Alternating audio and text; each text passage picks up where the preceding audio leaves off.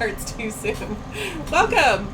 We are discussing The City in the Stars today by Arthur C. Clarke. So, I realized recently, which I didn't tell you this earlier, I realized at some point over the past week that we should probably start with like a summary of the plot for people who haven't read it. Okay. Because, yeah, the last couple of books that we have read, I think, are more familiar to people. Like, people generally know the story of Mice and Men. The Hobbit is a very familiar story, but I feel like Arthur C. Clarke is one of those, like, underrated, kind of lesser-known authors. Which is a shame, because It he's really one of the is. fathers of modern science fiction. Yeah. It always seems like the people who start the thing get so little credit for what they Also do. been 70 years. Fair. Still. I mean, but we remember authors that are far, far older than that in our lives. So, Mostly because they get beaten in our heads in school. true. That's true. But John Steinbeck being one of those, which is why I think of Mice and Men is so commonly known. That, and it kind of pervaded a lot of pop culture. Yeah, it has. So, I think, starting off with a summary, basically, of the story can kind of then help guide the discussion, and then for anyone who's not familiar with the story, won't come in being like, what is happening? So, the story centers mainly on Alvin, Yes. who lives in the city of Diaspora, which you guys are going to learn I am super terrible with names. Like, really terrible with names. Like, I just finished this book an hour ago, and I'm bad with names, so this is going to be super fun for all of us. It's a good thing I remember faces. What's your name again? Oh, okay. I don't know either. But, so it centers on Alvin. He lives in the city of Diaspora, which is Diaspar. Diaspora. Diaspar. Diaspar. No A at the end. No way at the end. Did I mention I'm terrible with names? Yes. So, he lives in the city of Diaspar. Yes. And it's set billions of years in the future, which this one for me, I was like, It's hard to is our conceive. universe even going to survive that long? The whole setup with that timeline is that it's so far in the future that all of human history from the beginning to like right to the point where in the distant future where we have faster than light technology is the same little speck of time compressed into, that was so long ago. It's basically the same Nothing. time. Yeah. Like, that's how far, like, you know. They call it the dawn of history. Like Yeah. the time that we live in right now. Which is absolutely, it was totally wild for me It's to a realize fun that's concept. what they, yeah. Because one day, all of it will be. Yeah. Like, who knows how long this universe and our little world will persist. And at some point, we're going to be barely remembered. Our history will be no more discernible than cave etchings on the wall. Yes. Which is so crazy to think about, because right here and right now is so important to us. But in the grand scheme of time, it's such a tiny blip, which is really what this whole story is all about. That we are such just tiny little blips. But the actions of a vast tiny life. blip can vastly shape the entire course of how all living beings act. Yeah. And when Alvin discovers that he is a unique, we should probably address the life cycle of Diaspora. Yeah. There's a lot of setup here. There's a lot of stuff Arthur C. Clarke really kind of, you kind of have to get read into. Mm-hmm. Diaspar is basically an eternal city in that it constantly is regenerating itself. It never deteriorates in any way whatsoever. And all of the humans in Diaspar live forever. But it's not that they just stay there in their form. They come out of this hall of creation, and they live for thousands of years. And then they kind of then retreat. they get when they either like, I've had enough of this, or they kind of reach the end of their programmed life cycle, go back in, and they transfer back into being information. Yeah. Because all of the people of Diaspar that are set in that book are only a small fraction of the total humans. Mm-hmm. Most of them are asleep in the memory banks of the city of Diaspar, waiting to be reborn again to discover what has changed, what is different. The Yeah. answer is not much. It's all superficial. This entire city is essentially stagnant in its eternity. And and that was kind of what was remarkable to me, is that even with all of this creativity that spurns from living for thousands of years, the city stayed pretty much the same. Even as there's a point where I'm getting really ahead of myself, where the point where Alvin gets a chance to like look backwards over the history of the city, and very little changes. And like when things do change, it's kind of an explosion of change where like there's just like this big, a lot of stuff changes all at once, and then it kind of lies dormant again for another like thousands of years. And even the massive changes that sweep through the city, again, are mostly superficial. Mm-hmm. Oh, these buildings are here now. This looks like this is over here. But at the fundamental root of the society, nothing changes. Yeah. People still make art and discern it in the same way. They read and discuss in the same way. Sure, they have a stadium in this iteration of the city, and they have a marketplace in this one, which is kind of a novel concept in a city that just kind of makes everything for the humans. You can like walk into any living space and say, I want some food, and there it is. Very Star Trek sort of, yes. Energy plus programming equals just say the command and it makes it. Yeah. And so then we have these people who have basically like been on this eternal life cycle where they're awake for thousands of years, and then they retreat for a while, and then they're brought back from the Hall of Creation.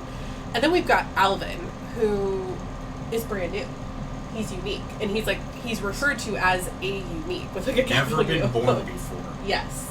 Like, he has never existed. He has, because one of the hallmarks of these people is anytime they re-emerge from the Hall of Creation, they do have any memories that their previous iterations of themselves wanted to preserve. So, like, they don't want to preserve all of their memories, but they preserve enough that as they live out their first 20-ish years, eventually these memories, like, come to the surface.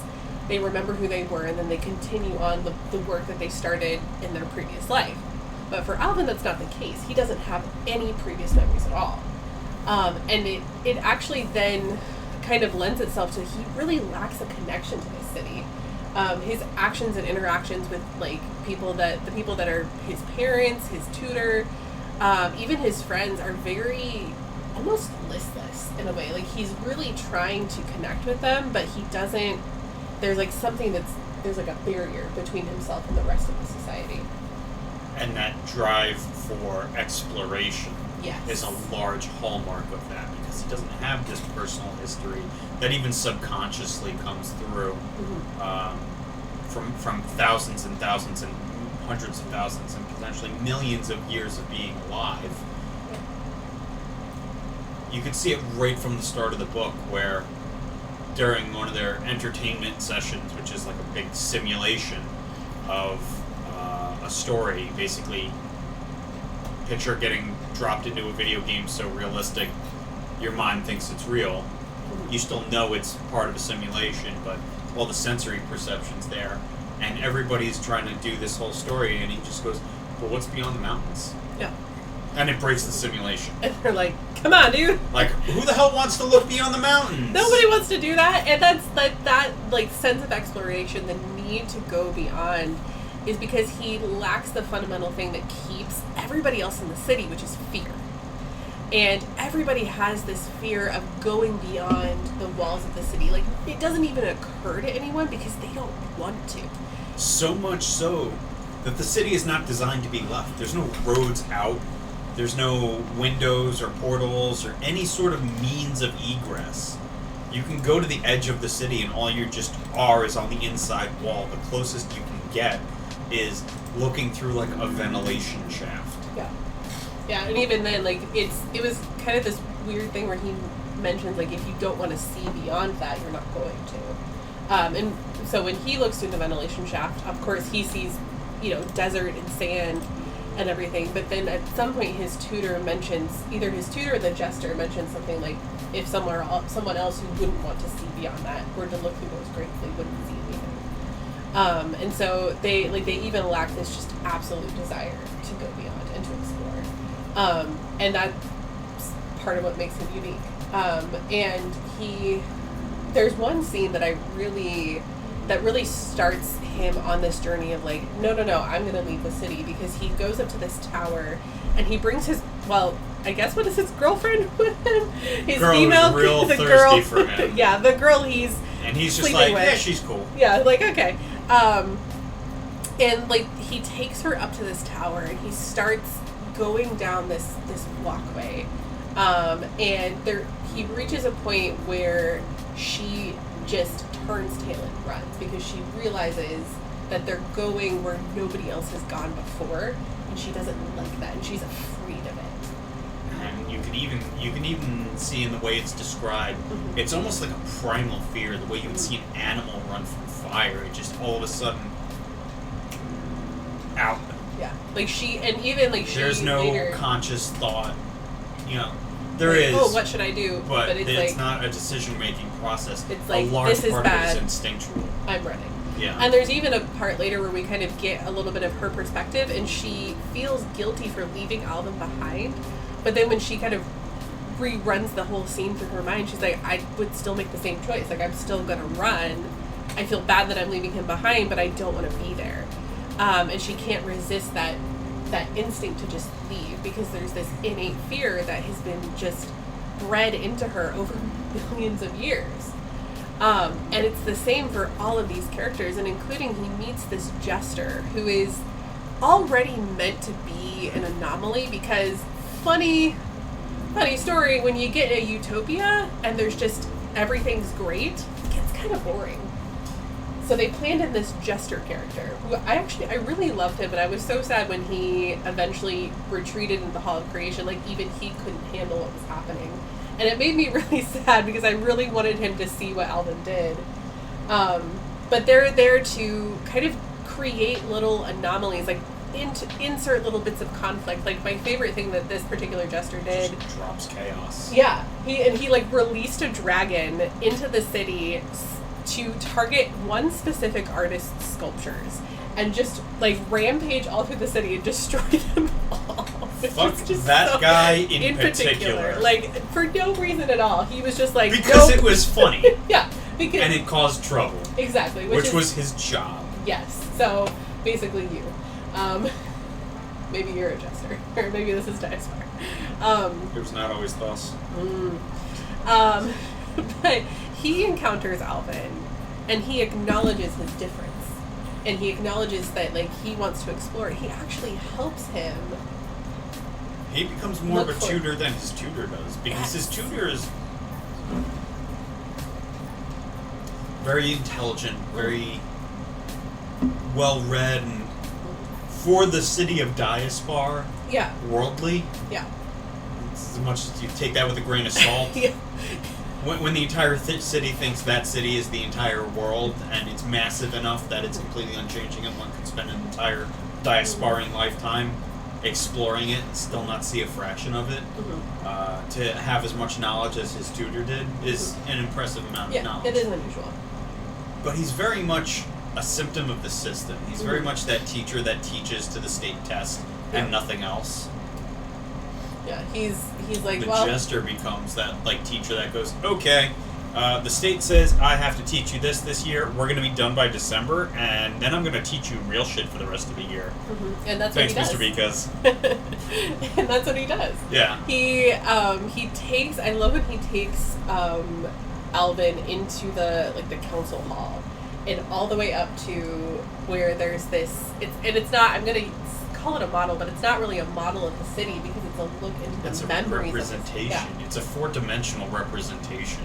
It's the memory bank of the city. Yes. And because Alvin spends, like, which it's still, there's this part of me that I had to really wrap my mind around the fact that him spending a really long time, like, I wanted to say months. Okay, I was like, was it years? He spent something to the tune of 6 months every day, all day, just pouring through millions of years of history of a city that is massive. I mean, massive.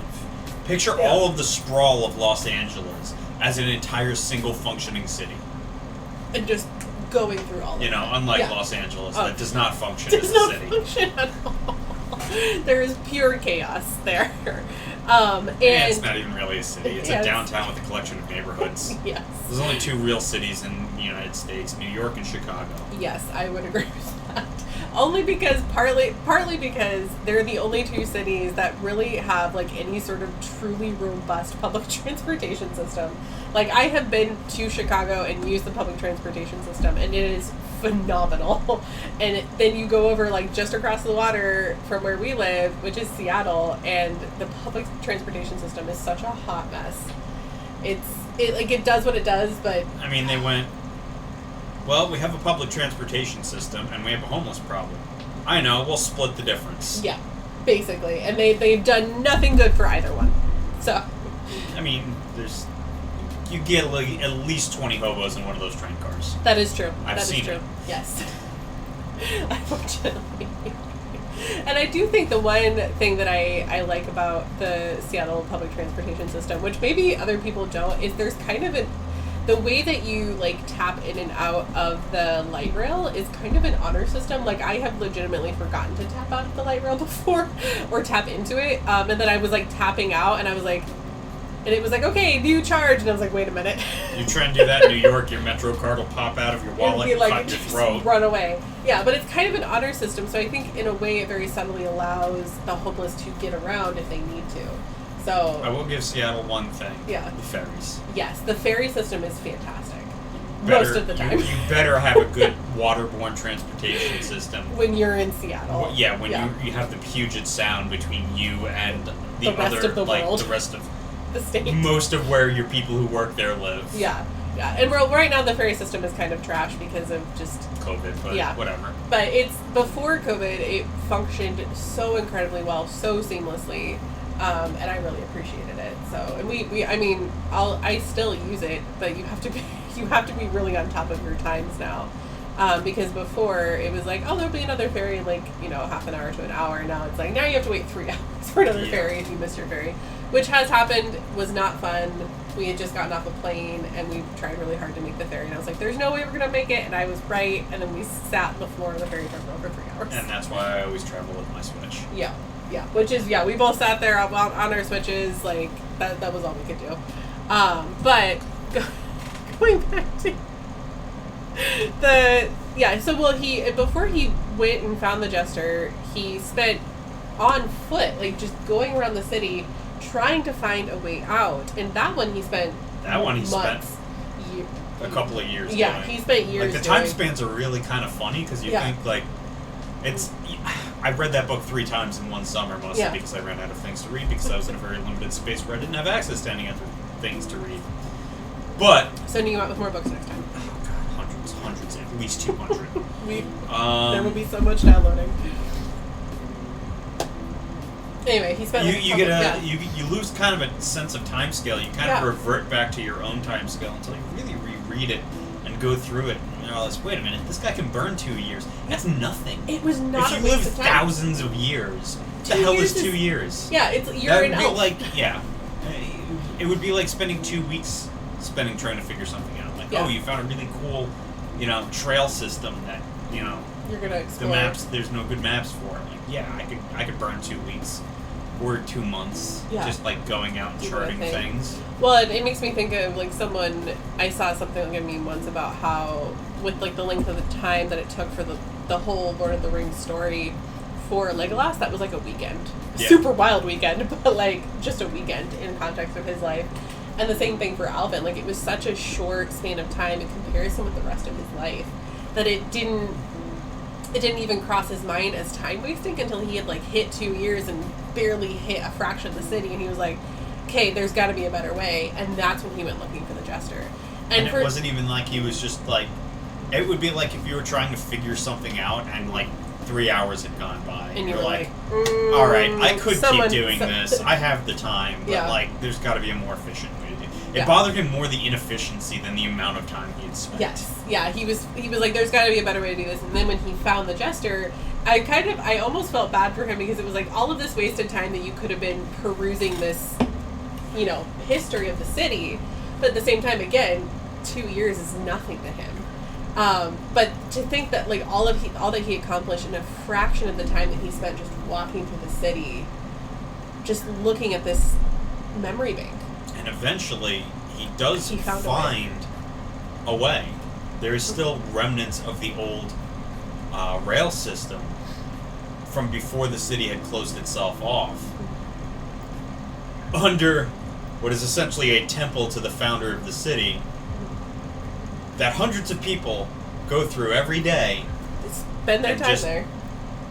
Never noticed that you could just completely, if you paid attention to the context clues around you, open up this path, and he makes his way out of the city. Yeah. And at this point, Earth is nothing but desolation because so much time has passed. The oceans have all dried up. Everything is desert. Yeah. Absolutely everything is nothing but dunes. And he Except manages to for- make his way to the one other remaining civilization. Yeah. One other remaining spark of humanity in the entire universe at that point. That has Ooh. trees. That has trees. Sorry. And nice little cottages in the country. That instead of leaning super hard into this science and artificial immortality, had leaned very much the opposite way into delving themselves physically and mentally into that development to the point where they, had the ability to. They were essentially a loosely connected hive mind. Mm-hmm. Not that they were insect-like and that nobody had individual thoughts, but Yeah, they weren't they had orb. telepathic power that they could just think and connect with someone else in their community and just have entire conversations at the speed of thought rather than having to use verbal language. And when they start, And he makes a bro! he makes a new bestie. Yeah. And like when they first start talking to him, it's really awkward for them because they haven't used spoken language consistently in so long.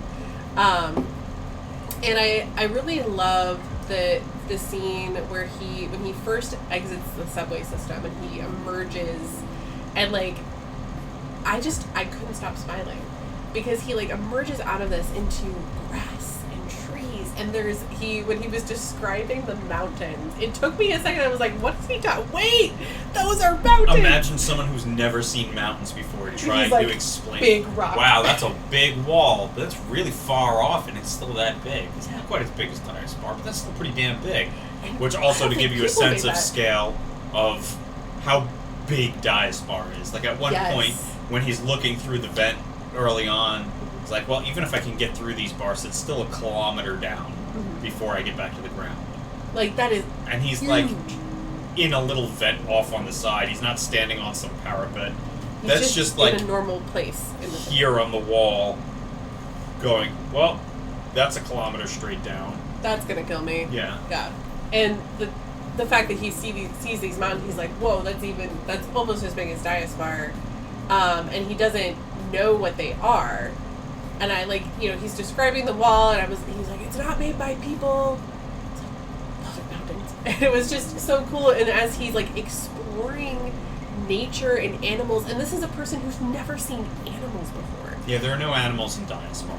The only thing other than humans are these little maintenance robots that run around taking care of things. And you don't even really ever see those. And Like, very rare to see them. Most people don't even acknowledge their existence because they're part of the environment. Yeah. They're so not normal. like the robot comes up to you and asks what you want. It's literally just the central computer is listening at all times. And Which you is- say this, and it's there. Yeah. Nothing has to be brought. It's just instant. And that was the other thing is like those robots have their like the instant response. Like there's no delay in the processing time, which just shows how advanced the technology is with that. But when going back to Liss is the other civilization Yes. he finds. I am not as terrible as names. That's gonna come back to bite me. But when he finds Liss, they're both like they knew he was coming. And that's the funny thing is like Liss knows about Diaspar, but Diaspar doesn't know about Liss. And that ends up becoming part of the conflict in the stories because Liss doesn't want their existence to be found out by Diaspar because they are also afraid. But it's a different kind of fear. And they also think that their society is the ideal and that they want to be closed off to... They're closing themselves off in a way, even though they seem more open and they have all of their little like villages in this civilization, and they still have the cycle of like birth, life, and death, and all of like their society looks very, in many ways, very similar to ours. But they're also closing themselves off to things that are different or that could violate their way of life. Because there's a point where... Force them to consider an alternative to Yes. what they've decided that Yes. they've always had. Yeah. We've always done it that way, Chief. Exactly.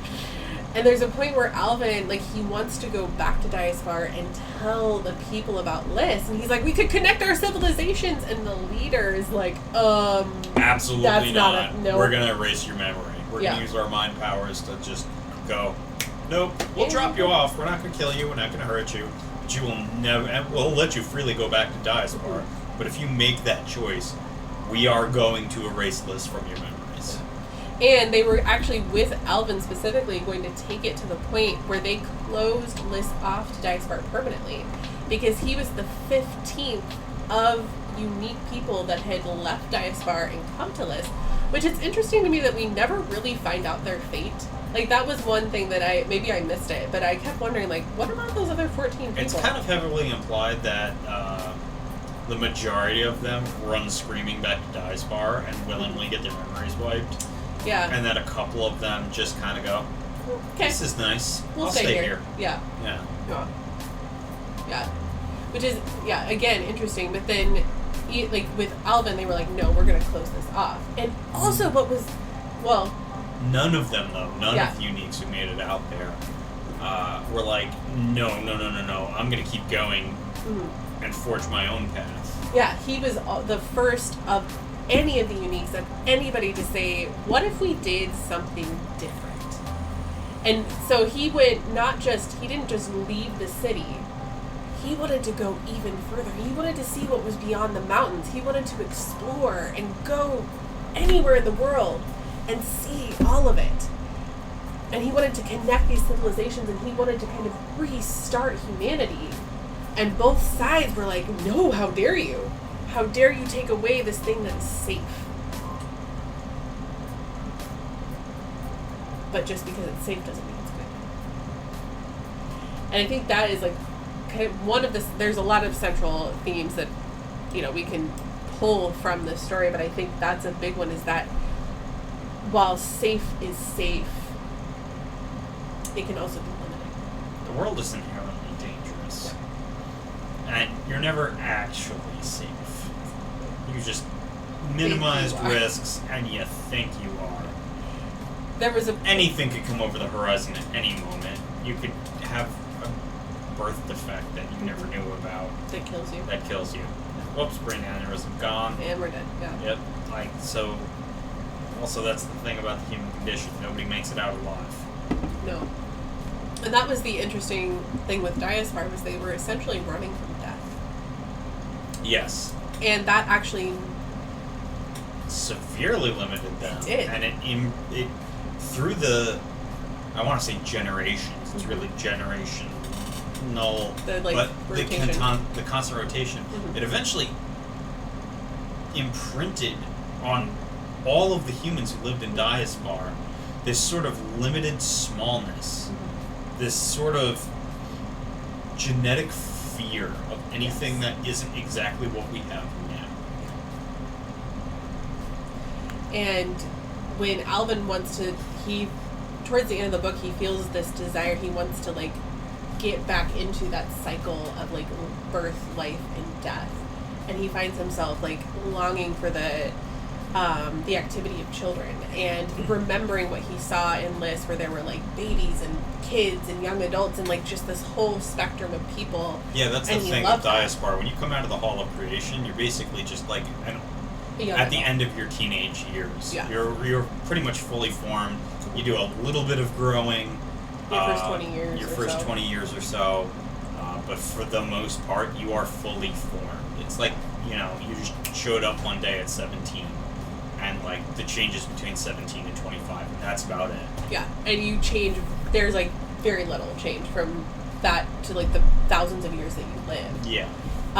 And so for him to see someone with, like, gray hair, to see infants, and a baby learning to walk was just completely foreign to him. He had never seen anything like that.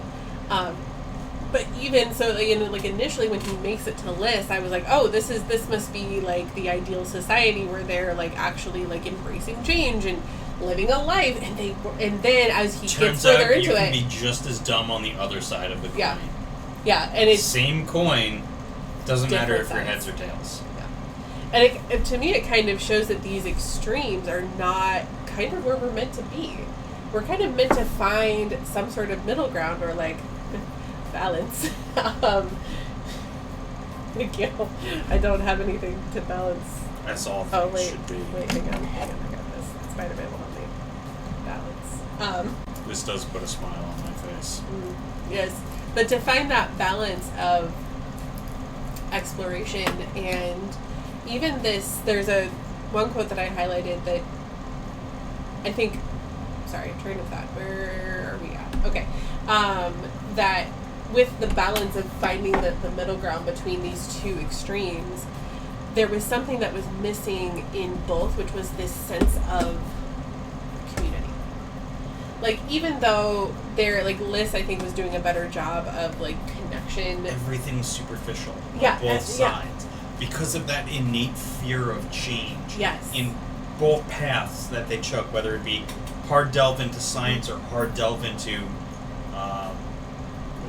nature. Yeah. Sure. Yeah. We'll call this nature. Broader, yeah. All right. Because they had limited themselves as societies and as beings for so long, through that fear, again, same side, two sides of the same coin. Yeah. They lost something of that spark that makes us human, that drive to explore and push bounds and create and drive new things, not just in the, oh look, I made a pretty sculpture, but that drive to do that and to be creative and to do something different. Sorry. How different would the world be if nobody ever left their hometown? It would not be this. In all of human history, the entire age of exploration never happened. Space travel never happened. Invention pretty much never happens. It would be boring and drab and bland, and we would never it'd be go safe.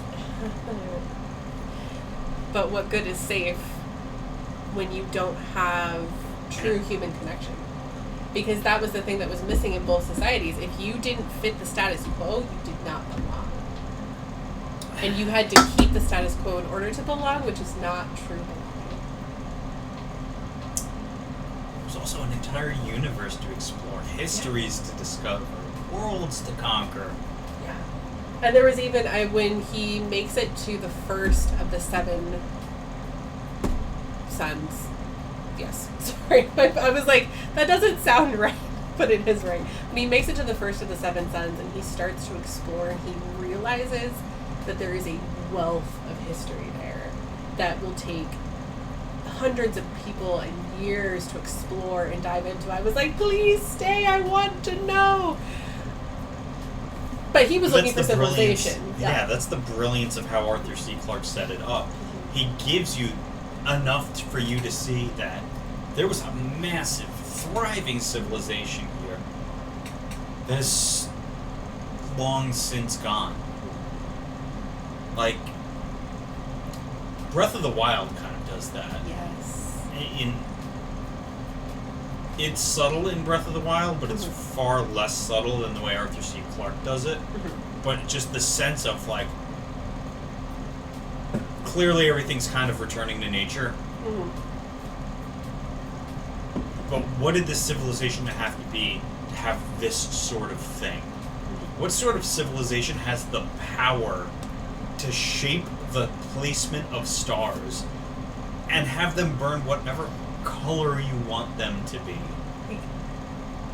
That's a level and then of power. Be gone. How much? Yeah, how much history is there? How many billions of years were lost because everybody's like, everything outside Diospar doesn't exist, unless it was like, yeah, Diospar exists, but we don't fuck with them. Yeah. Except for when they fuck with them, but that's not and then and then it's But, and even, like, at the end of the story, when Alvin, like, he takes the little robot that he found and puts it on a ship and just sends it out looking for the other civilizations that have since disappeared from this part of the universe, he hopes that one day they can find their, what he says, we can find our cousins and they can come back and tell us everything we missed. And the thought that there is, for them, something that is just people and connection that are out there somewhere, if you would just explore and go find it. But even Diaspar itself has a lot of lost history. Yeah. Like, none of the people in Diaspar know how to make Diaspar run. The central computer does absolutely everything. All they do is they're just big chummy. It's literally a giant play playground. games. Yeah, they play games, they draw pictures, they, coke and joke and run around and have their fun. None of them would know how to fix anything if anything ever broke. And think about the massive engineering project it would be to design a city that never falls apart and keeps itself up. And the kind of programming that would go into a computer that is able to manage all of this instantaneously at all places at all Governs times. itself. What kind of massive amount of intelligence and skill do the engineers who designed Diaspar have?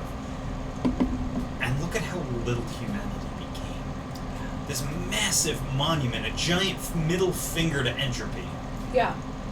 And I control the fundamental forces of the universe. And all for the sake of retreating. But Diaspar wasn't built as a retreat initially. True, that is true.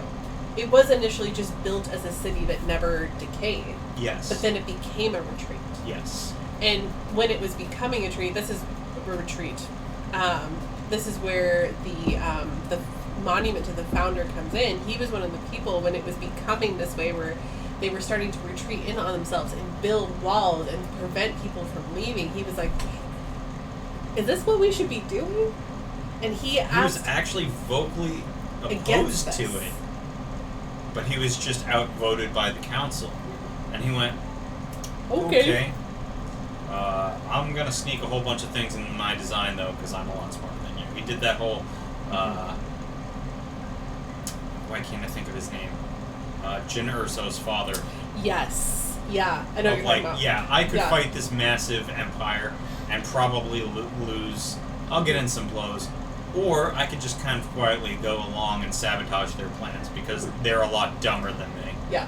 Yeah. And just I could just slowly build behind the scenes. all sorts of things in here and leave breadcrumbs that if anyone thinks the way I do, they'll find it. And they have a modicum of intelligence. If they're more intelligent than the idiots who run this place, they will find what I am trying to lead them to. And they will discover it and do something with it. Yes. Which is ultimately what Alvin did. There's a scene that I really love between Alvin's tutor when and this is kind of where, like, I think we see that Alvin's tutor is just a little step above a lot of the other citizens because he's willing to confront the fear. And he's actually given that opportunity when he goes into the sagas and he dives into his whole history in Diaspar and meets the founder. And the founder really pushes back on all of that fear he's been feeling. And I'm going to find this quote because I used my Kindle this time, and so I have actual highlights that I can pull up. His tutor is a man with intelligence, but not with the courage of his convictions. Yes. And oh wow, it pulled up right there. So it said, so the founder is Yaron Zay, and then his tutor is Jesserak, which I was thinking that's what the name was, but my brain was like, no, that's wrong. So he's having this whole conversation with Yaron Zay, and, he's telling him, like, kind of the true history of the city. And then, let's see, the subterranean carrier in which he was speeding blurred and trembled around Jesserak as if his dream was coming to an end. Yet, as the vision faded, he could still hear that imperious voice thundering into his brain. You are no longer afraid, Jesserak. You are no longer afraid. He struggled up towards wakefulness as a diver climbs from the ocean depths back to the surface of the sea. Yarlan Zay had vanished, but there was a strange interregnum when voices which he knew but could not recognize, talked to him encouragingly, and he felt himself supported by friendly hands. Then, like a swift dawn, reality came flooding back. And then I'm going to skip some parts, but he was in lists, and he was not afraid. And this is such a cool moment for Jesserac, because he gets to, in a way, be the first of these people who have just done the cycle for millions and millions of years.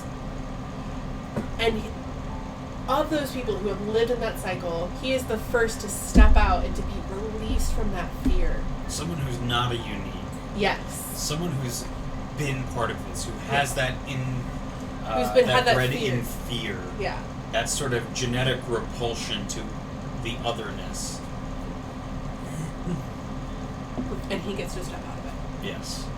And he gets to be not afraid. And it was such a powerful moment, because moments like that are like waking up and realizing that all of the things that you have been told that are scary and dangerous and wrong and horrible and you should never even look, you realize they weren't as bad as what you've been told. Most of the And time, even if they are, they're worth finding out about. most of the time, the people who tell you, don't read this, don't look at that, don't do this, don't think about that, that is precisely what you need to look at, read, think about, or do, because they are trying to exert some sort of control. And it comes largely from their fear of losing control. Well, and even it So makes fuck 'em. Go do stuff. become ungovernable. Become ungovernable. And it reminds me of like when Alvin comes back, I think for the second time, and the council is meeting, and like at this point the council is not even the full council anymore. Like at least 5 members, if not more, have already retreated into the Hall of Memories because they are so afraid, and they feel so spurned by the loss of their control that they're like, okay, bye. We're just going to go back. I'm just going to time skip and jump back in 100,000 years, and we'll see how this all turned out. And hope that it continues to go my way.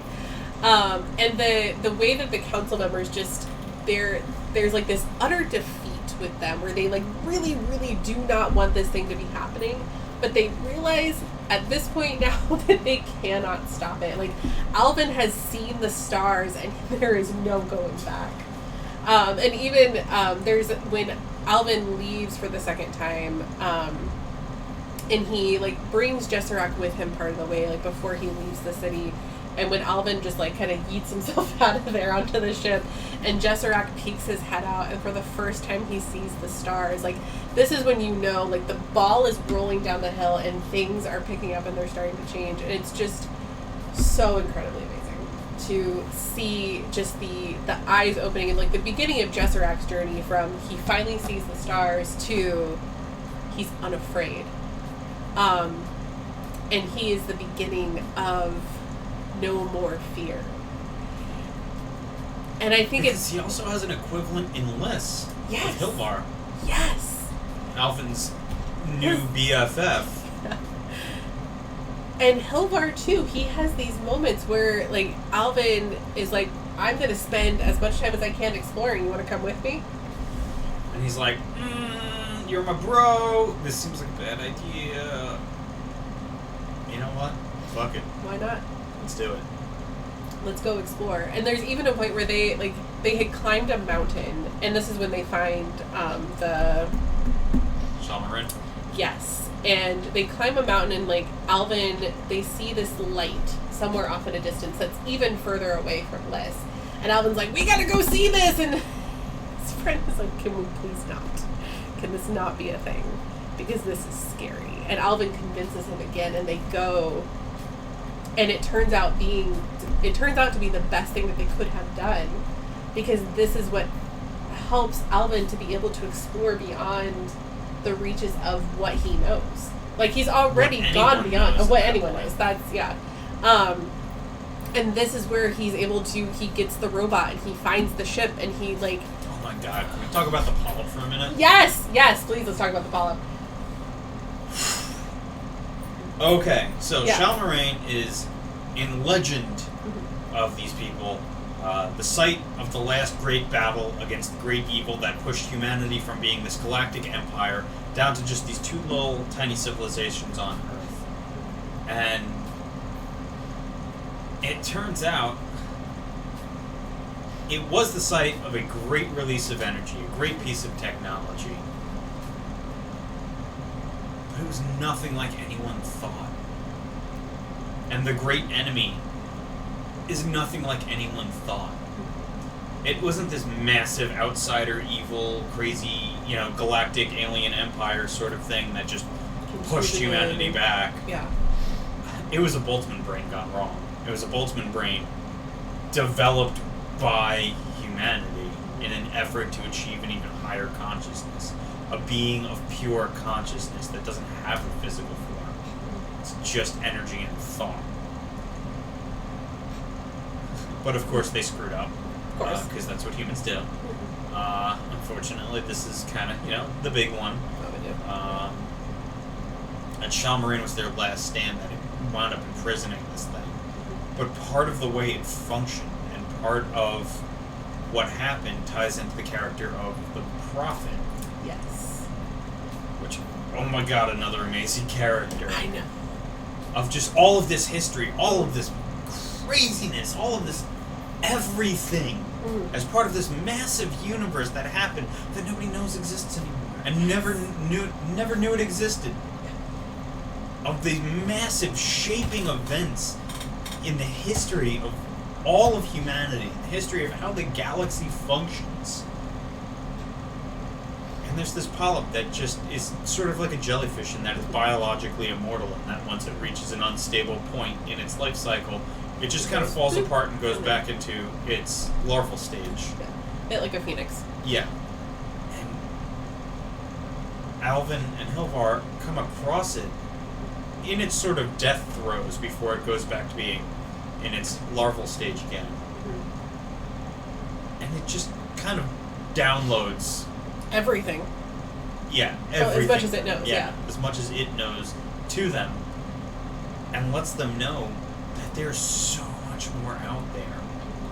What it downloads isn't nearly as important as what the fact, later. the sense of scale, like what their sense of scale is now. In that they think it's like looking at a skyscraper, and you're looking at one window pane. You're this close to the building, and you go, this window pane is everything. And somebody just kind of grabs you and goes, take a step back and look up, numbnuts. And you go, I knew everything about this window pane. I knew everything about everything. And you look up and you realize everything you knew is just one window in a skyscraper of things. And the world is so much bigger than you could have ever imagined. And it terrifies them. Yeah. And it breaks Hilvar a little bit. He's like, because he's freaked the fuck out. Yeah, we are done. Yeah. He kind of knows what's going on. He's kind of like up and up in his society. His mom's kind of, big boss lady. Yeah. And then he just goes, everything. He just psychics back to everyone and goes, guys, what the fuck is this? And they look at him and go, bro, what the fuck is that? Yeah. What did you just find? What did you do? What have you... You had one job. Keep him out of trouble. And they get to the point where they get back and everyone gathers around Alvin and they're like, okay, so we are definitely going to erase your memory and send you back. We're going to erase your memory and then we're going to erase our own memories. Sort of we're just gonna intellectual murder-suicide. Yeah. And just totally blip all of this out of existence so we don't have to know that there is a world outside this window. Very Gravity Falls. And what do we say if anybody asks about the events of last weekend? Never mind all that now. Never happened. And this is the part where I tell you I have not seen Gravity Falls. You have Disney Plus, you have homework. Yes, I do. So much homework. I'm sorry. It is fantastic. I know it's good, yeah. It's the same guy who did Gravity Falls as the guy that did Midnight Gospel, right? Is it the same guy, or is it... No, Hamilton Ward did Midnight Gospel. He was in Adventure Time. That's what I'm thinking of. He did The Owl House. Okay. Also, so my students are really into The Owl House. Demon Cat Dude. Okay. I've been told that I need to watch Owl House. Also very good. Yeah. The students are very into it.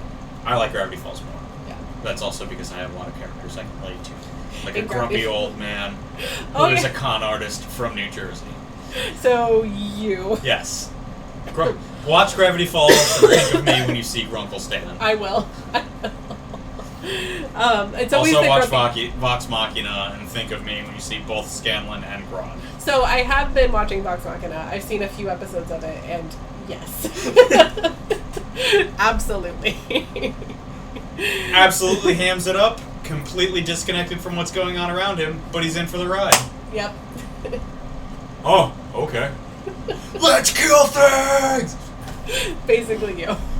And both of them together, it just, yeah. Skeleton! So going back to this. But then they're so mind blown, but they're like, Alvin's just like, oh my god, there's a thing, there's a thing, there's a thing, there's a thing! And we're they're gonna like, go explore the thing! We're gonna forget about it. We're gonna pretend none of this happened. And he's like, oh, are you? And then he actually manages to dupe people who can read minds. Yes! Yeah, where he just, like... If I don't know what I'm doing, then you don't know what I'm doing. And it's a really funny, like, whole thing where he's like, well, I hope this works. And it all hinges on this, like, one super powerful woman keeping her promise that she's not going to invade parts of his mind that he doesn't want her to be in. Also, that this very, very literal robot is going to take his words, Yes. his vague words, in just the right way. Yes, and he does it. He manages to do it, and it's like this really cool, like, moment where, like, the outside him is wrestling against everything that's happening, and the inside him is just sitting back going, it's working, it's working, it's working. And it's such, like, this weird whole, like, mind bend thing that's going on. He was playing, it's like, I'm at least 4 parallel universes ahead of you. And he somehow manages to do it, which is, I think, part of his uniqueness, too, is that he has this willingness to try things that have never been tried. One of the reasons I love this book so much is that Alvin, like me, has that, like, 15 degrees off center kind of thing. Worldview. Yeah. Of, like, he's not, like, all the way out there that nobody can relate to him, but he looks at stuff and just kind of goes, yeah, it's totally this. And everybody else just kind of looks at him like, why would you say something so bold, yet so provocative?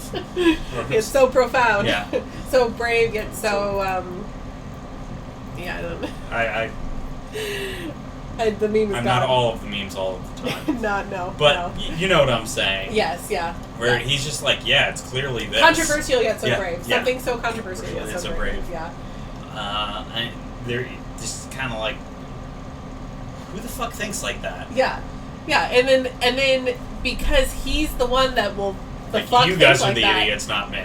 Yeah. It's clearly this. It's because he is breaking a mold that it's is abstract never... art. It doesn't mean anything. It's what makes you feel. That's a vagina. And then he just, yep. And now no one can unsee and it. Nobody can unsee it. Which, sometimes with the abstract art, it's supposed to be a vagina, and nobody sees it. So, someone's got to see it. That poor artist. Original NFTs. Yes.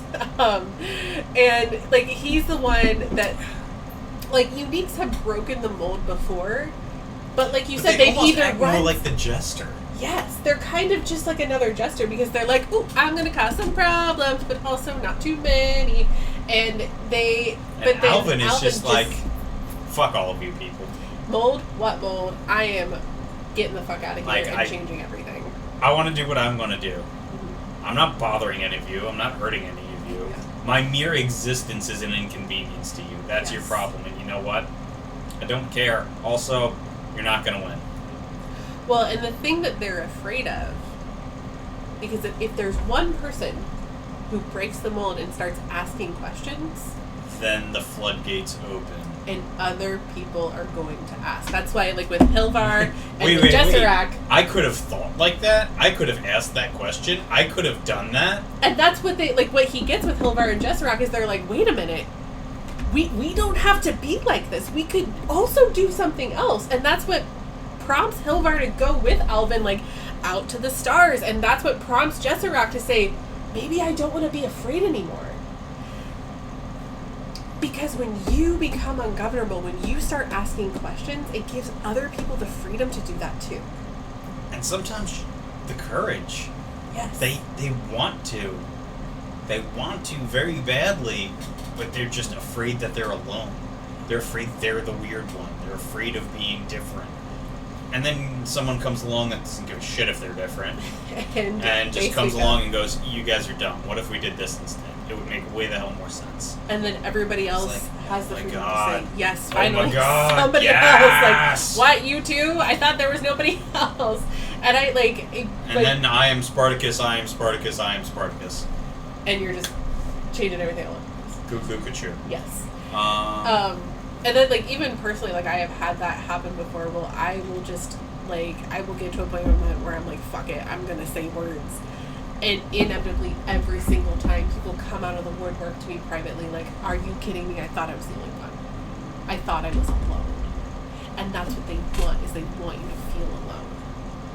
And they want you to think that you are the only one. The people that benefit the most from keeping you afraid want you isolated. They want you stuck in this sense of fake community where everybody who fits the status quo belongs. And anytime you try to break away, they go, no, come back. This come sort back. of Stepford. Yeah. Yes, which, oh my God, we need to do the Stepford Wives one week, because I just read that a few months ago, and I was like, holy fucking shit. Yeah, way more fucked up than the movies. So more fucked up. I haven't even seen the movies. I just read, and it was very hard for me to track down a copy of this book. I had to, dig for a Kindle copy. The Stepford Wives book is closer to, Get Out than it is to the movies that were made from it. Yeah. I have not seen either of those. Deep breaths. It's okay.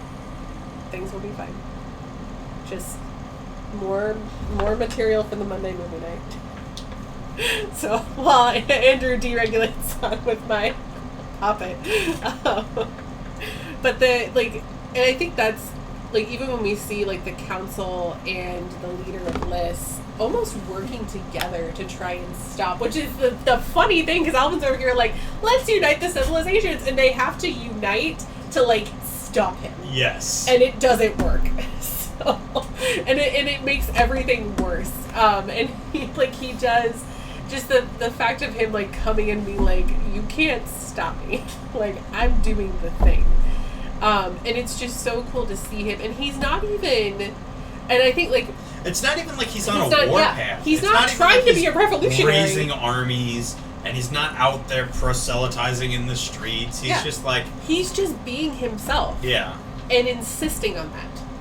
And insisting on that he can be different, and he doesn't have to fit the status quo if he doesn't want to. All of a sudden, everyone from both civilizations that was kind of hiding their differentness, their different thoughts, their different actions, their different proclivities, all of a sudden just kind of turned around and went, I'm going to be me too. Yeah. I'm going to do my thing. I can do this. And that's what it takes, is just one person. And another person. And another person. And that's what Alvin does. Is he gives both societies permission to change. And to to remove that fear from their programming and their DNA. Then you have my permission to die. And even, and it opens up this whole new world of exploration. It's a whole new world with the Bane mask is just very okay. There we go, thank you. That's what we needed.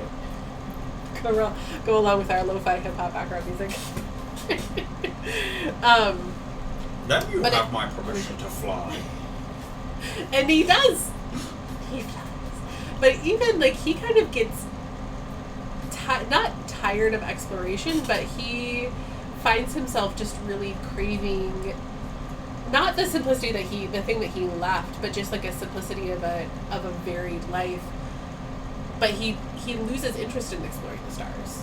Not interested in exploring the stars, but he's I've done my thing, and now I want a return to this birth, life, death cycle, and I want to be part of that. But also what he does encourages others to go beyond themselves and to go into the stars. And there's also a lot of parallels to be drawn between Alvin and the Prophet. Yes. And they go through functionally the same journey. But it's described in such different terms, because Alvin's is described from very much the point of character point of view, and the Prophet's is very much described by very fanciful language and also sort of discriminating language of that, he was a unique individual inflicted with a rare condition amongst humans in that day and age, a religious mania. Yeah. And not so much that he was just like crazy self-flagellating every time he jerked off, but like the concept that he had this deep, fervent belief not based on fact and proof pure of fact. faith. Yeah. And he just goes out and changes the course of everything, creates this whole idea that spins through so many cultures, not just human, but all the aliens that humanity had come across at the time, and even robots to a degree, because AI was super sentient and self-aware and capable of having deeper, more complex thoughts, that he just, like the rest of society just kind of looks at him. He's fucking crazy. Yeah. But he goes off and causes this to change, and he dies unfulfilled. But the work he did carries on, and it's so important that even that one polyp and that one little robot, the last remnants of this faith that this man created in other beings, are what carries on long enough to inspire Alvin, who does the same exact thing. Yes. And this one robot's little persistent faith that he was like, they find him and like initially they can't even convince him to come with them because he's like, I'm waiting for the Prophet. And they are able to convince him, obviously, but like that inspires Alvin to almost like pick up the mantle in his own way and continue on and complete what the Prophet started. With no intention or thought that way. It was just sort of his nature to do what he was going to do, and it just coincided with the exact path someone trying to do that on purpose would do. He was an accidental prophet. Yes. A blind... Bless you. Thank you. A blind prophet in that sense. Yeah. And which, it kind of leads me, like thinking about this and looking at like the trajectory of Alvin and his life, it's almost like not that intentionality is wrong or unhelpful or prevents things from happening, but it's almost like you can't really set out saying like, oh, I'm going to change the world. Or you can't really set out saying like, I'm going to be different than everybody else. What you really just have to set out to do is be yourself. It's the same sort of idea of like, oh, I just need to make a couple $1 million. Yeah. Like, if you're in that sort of mindset, you're not going to make it. You need to be the kind of person who does the sort of things with such fervor and zeal in a profitable don't market just in this particular run angle in circles and run into walls, yeah. But like, it's not about making the money, it's about building the company. Yes. You can't look at the money will come. And sometimes you kind of lose track of who you are because you're putting so much effort into who you wish you were. And not that you can't change and adapt to become something else, but sometimes you just deny your nature enough because you think you need to be a certain way, you think you want to be a certain way. And realistically, you haven't taken the self-reflection to just kind of come in, like, what do I want to build? Yeah. If Alvin went out trying to be a prophet, he wouldn't have succeeded. Yeah. He just went out to be himself, and that drew the other people in. The same way the kind of, entrepreneurship of like, I want to build a company. I really like doing this, and I think there's, a market to be had in it, and I want to build this project up and do what it takes to build the project. Then the money comes in. But if you ever go out and saying, like, I just need to make $2 million doing this, you're going to skimp and take shortcuts and do things because you don't care about the project. And it's going to fall short. There's not going to be any passion in it, and people genuine. are going to see that. They're going to feel it. Well, I think it kind of like it makes me think of even when we kind of first started doing this, where we really focused on, okay, what do people like? What are they interested in? Like, what's going to get people watching us? And it fell flat. And it was hard. And it was, and not that being successful is not hard or doing our thing is not hard. And it's not like we have reached all of the goals that we want, but we weren't enjoying it as much as we could have been because we were trying to fit into a mold that wasn't us. And when we kind of like, when we rebranded and took off that, like, I know it's only been like a month since we rebranded, but like when we kind of stepped back and said, and this was like at the advice of one of my roommates, Melissa, and she was like, you guys need to just be you and stop trying to be what everybody else is doing. And I think it's really changed like how we feel about these streams so many times a week because they're exhausting. It's a lot, like it's another job on top of our already very demanding jobs. That makes 4 for me. Yay! And I promise I'll sleep soon. Sometime please. in 2025. Yes, hopefully. And it's like it's another. We have to treat it like another job because that's just how it is. But it's about building the project. Yes, it's about doing the what thing. we want to do. That is in our nature to do. Is to talk about stories. Yes, because that's what we're passionate about. And we can, like, I mean, these streams, we fill 3 hours and we could totally go on for longer if we aren't, like, trying to stay upright by the end. And that's, like, I feel like I come away from these every single time, like, yes, exhausted and like, okay, I'm going to sleep for 12 hours now. But also, like, we've that's done like something. Like, we've done something that means something, you know? And, like, that's what Alvin did. And any time that I think anyone has truly made a difference, it's because they were doing what they were passionate about, not because they were trying to make a difference. Yeah, and it's not about or that trying to make a difference was a secondary objective. Yeah, that was just sort of they were going to do it anyways, whether people followed them or not. Yes, they were going to scream what they screamed, whether they no matter what looked like, whether they were a figure in history or just some crazy dude on a soapbox in the corner. They were going to try and build what they built, whether anyone was going to help them or not. But that genuineness draws people. Because in a world that's so filled with advertising and marketing and fake bullshit, when somebody sees something genuine, it's attractive. And you root for them, you want to help them if you have means. If you also believe in the cause, you're going to become a part of it because you see someone going out there and putting it in. It's like, you know, if you see someone on the side of the road just kind of standing there with their hands in their pockets waiting for someone to help them versus someone trying to push their own damn car. Which one is more motivating? Hi, Rose, do you want homemade boba? Yes. Am I the only one who gets homemade boba? Apparently you get nothing. That's fine. You don't live here. I am quite full. Okay. I'm only like halfway through this beer, so I will always take boba though. Sorry, train of thought. I just noticed that sort of genuineness that brings people towards, even if they're a little scared of it, it fascinates them. Yes, and that's what changes the world. Like anytime that we have seen revolutions, it's because one person started talking and they were like, I'm gonna do this thing no matter what anybody else says. And it turns out a lot of other people were thinking of the same thing. Yeah. They just didn't know how or have the courage to start on their own. Because starting something on your own is absolutely terrifying. And sometimes it just takes one person who just genuinely does not give a fuck.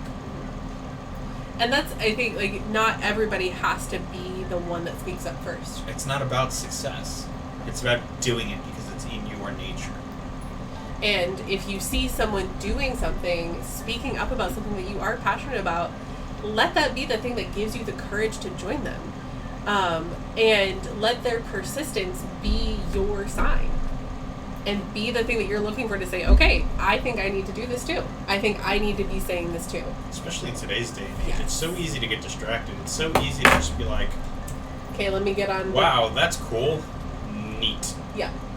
Double tap to like, moving on. And that's, as useless as thoughts and prayers. Yeah. Well, Gondor calls for aid! Rohan sends thoughts and prayers. Rohan has changed their Facebook profile to a temporary profile picture. Hashtag support Gondor. Like, we have to do things and the put real things question into action. was, though, where was Gondor when the Westfold fell? Where was it?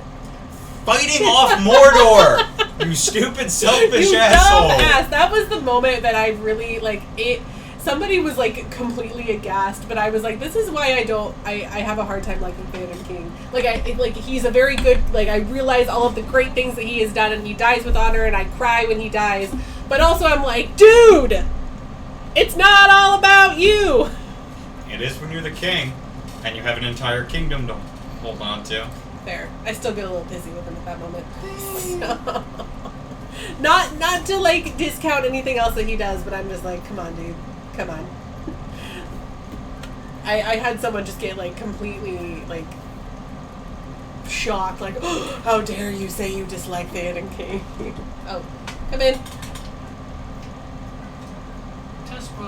Test boba. Yay. Okay. Please. Emphasis on very full. Very full. I see that. Okay. Well, at least we didn't let any other pets in. Oh, it's warm. Sort of. Is it? Okay. I'm gonna... That's very good. You wanna... No, I'm good, Okay. thank you. It's also cold. It's not warm. I don't know But- why I thought it was, but... Sorry. But... Alvin just kind of does his own thing. Mhm. And everyone shits on him for it. Except for- Hilvar. Yeah. Which, Hilvar's just there I for love the ride. Hilvar. He's just like, you're my friend. yeah. And that means enough to Hilvar that even though Hilvar for a little while is like, are you really? Are we serious right now? Are you okay? I guess I'll come. He was just that friend. It was Alvin is that friend. That And then everyone's Hilvar's just like, well, someone has to clean up your sorry ass. if you okay, get we're killed. doing this now. Yeah. And But just goes along and helps. yeah, and there's even this part where And they're has his own discoveries too. yeah. And when they're on, there's one planet where Hilvar's really he's like, no, we're not getting off this boat, or this boat, oh my word, we're not getting off the ship, we're not going to do the thing, and Alvin's like, here I go anyway, and Hilvar, that becomes kind of a moment, eventually for Hilvar, where he's like, oh, okay, I can do this, we can explore, and then there's the other planet where Hilvar is entirely right and they almost get He's eaten like, by yes. a giant sea monster. yeah, there's also that, where he's like, see, it's kind of scary out here. But also, they wouldn't have found that. They wouldn't have known if they hadn't gone looking. And sometimes, and really most of the time, that moment of danger, that risk, is worth seeing the stars. And discovering the beauties. And finding, oh god, I'm going to totally botch this one. The creature, the presence. Do you know what I'm talking about? Yes. Okay. The other Boltzmann brain. Yes.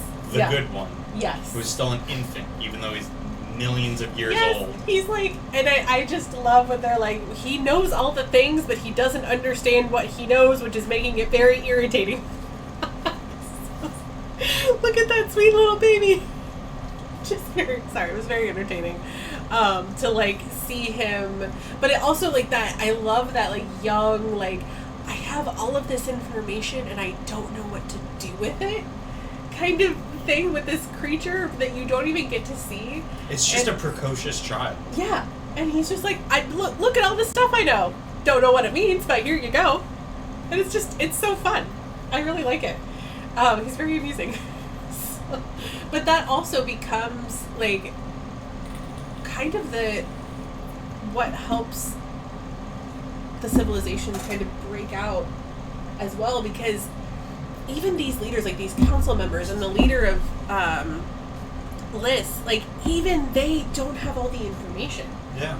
They don't know their own history. And there's even this point where I think it's Jesserak who says, we're going to be super limited on a lot of things, as we rebuild and start exploring and, bringing this the Earth back to what it once was, because people who should know this history just don't. It's been erased. And at the end, they have to work together when they encounter the present. When Alvin and Hilvar bring the present back, well, only the people of Lys can communicate with it because it's being a pure thought when they have the telepathic powers. Yeah. But only the people of Diaspar have any inkling as to what the hell it's talking about. Yeah. And so they have to work together. And so Alvin... And find balance between the two communities, the two philosophies, the two ways of life that were too far on either end. Now have to come back to the middle in order to make any progress and grow. And Alvin, in that weird way, then accomplishes kind of what he originally thought that he wanted to do, which was unite them. Just didn't realize what it meant to do that. Yeah. Which is another theme of the book. Is just like, you have a goal in mind and you set out to do it, not really knowing what it actually entails. You think you might know, you have ideas, but then it turns out there's so much more you have to grow and learn and experience and become to get to the point where, okay, now I actually understand what my goal was. Yes. It was a fun thought. You look back on yourself and you go, that was a fun thought when I didn't understand everything I would have to go through to get here. Yeah. And that's the thing that I think there's a humility there too in being the first person to ask the question. Because just because you're the first to ask the question doesn't mean you're the one who's going to find the answers. And doesn't mean you're going to be the one that knows all there is to know, and you have a lot to learn too. And that's the point of being the person saying, hey, what if we did this? Or what if we tried this? Or what if we thought this? Or what if we went beyond ourselves and explored the world and saw the stars? But you have to be prepared to find and encounter things that are going to challenge what you're thinking. Even when your thinking is different, it's going to challenge your own status quo. And that's something that Alvin had to deal with himself. He was expecting to find all of these things, and he didn't. He was expecting things to go a certain way, to find a certain set of things, and none of it went exactly the way that he had hoped. But it was so much better. And even with the uniting of the civilizations, he wanted them to be united, and he never could have foreseen the way that it would happen. But it was so much better than he could have ever expected, because he was like, I'm going to run back to Diaspar, and I'm going to grab the council, and I'm going to grab you, and you guys are going to be friends, and that would never have worked. Yes, yeah. And that would have never worked. Something else had to come and be the thing that united them. First, but he still found being a pain in the ass, and then second, this being of such immense abstraction, such a facet you cannot challenge because of how world-changing it is, how widespread it is.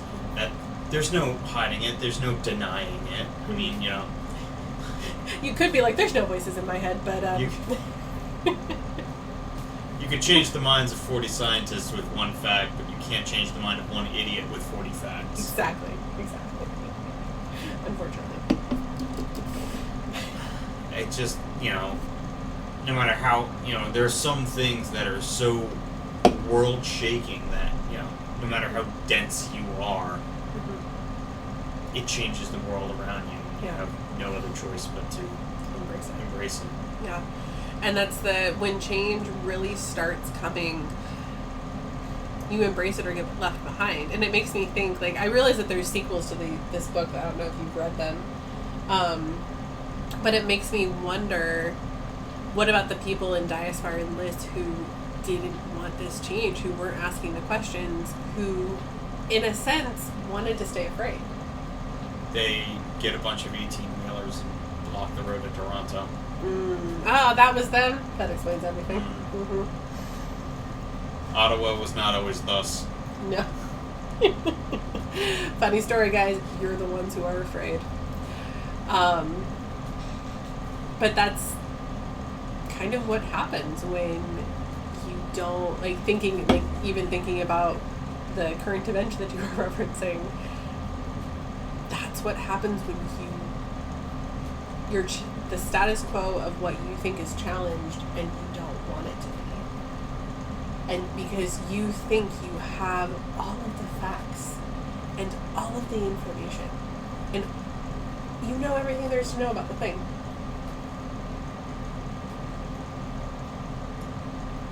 And you don't. None of us do.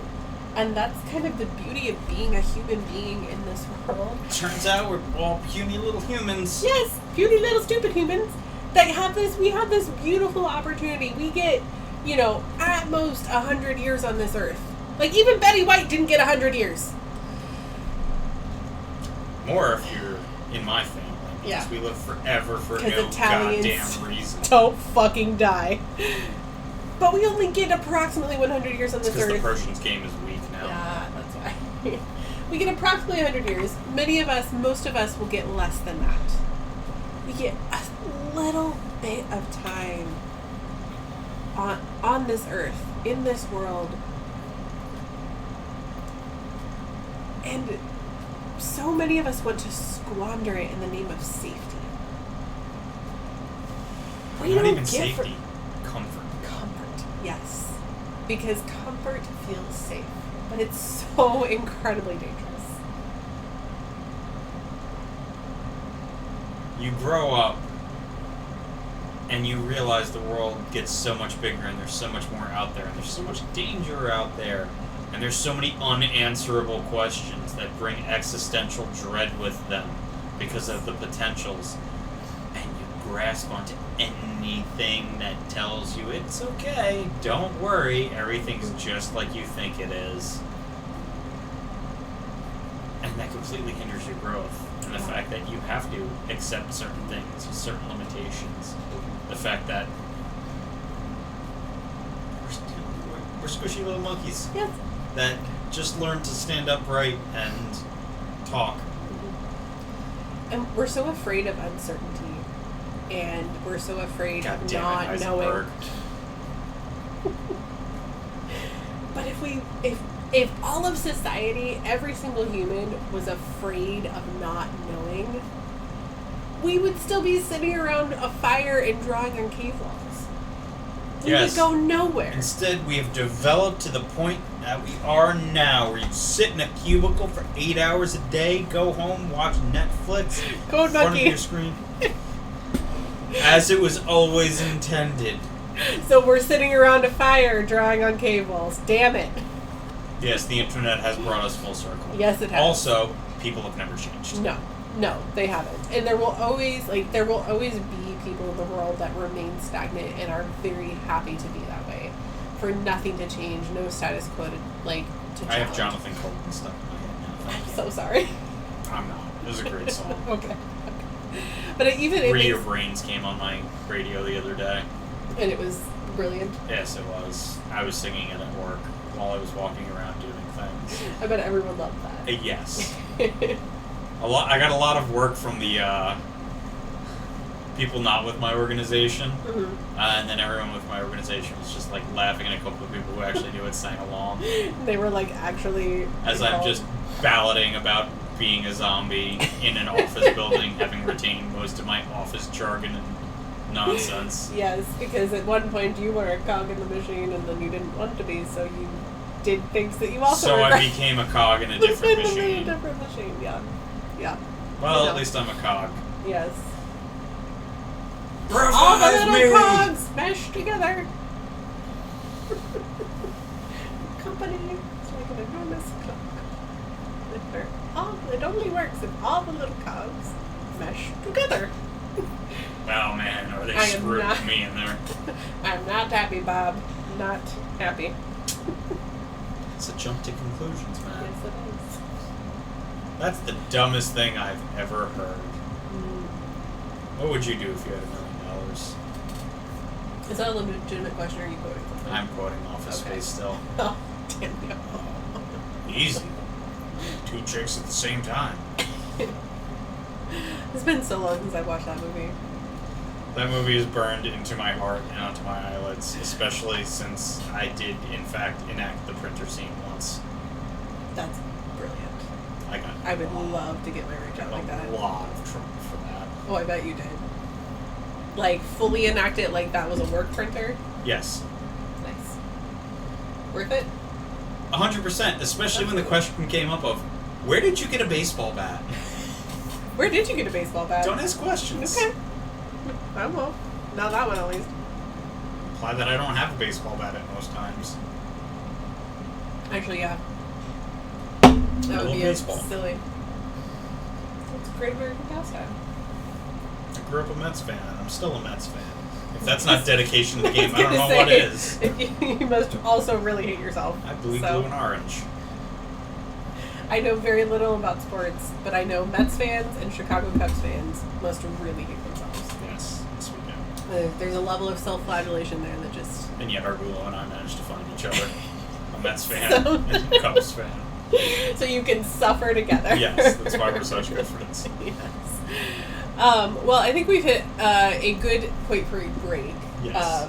And so we're going to take 5, and then we'll be back for more discussion on the City and the Stars and shenanigans, whatever shenanigans Andrew's up to now.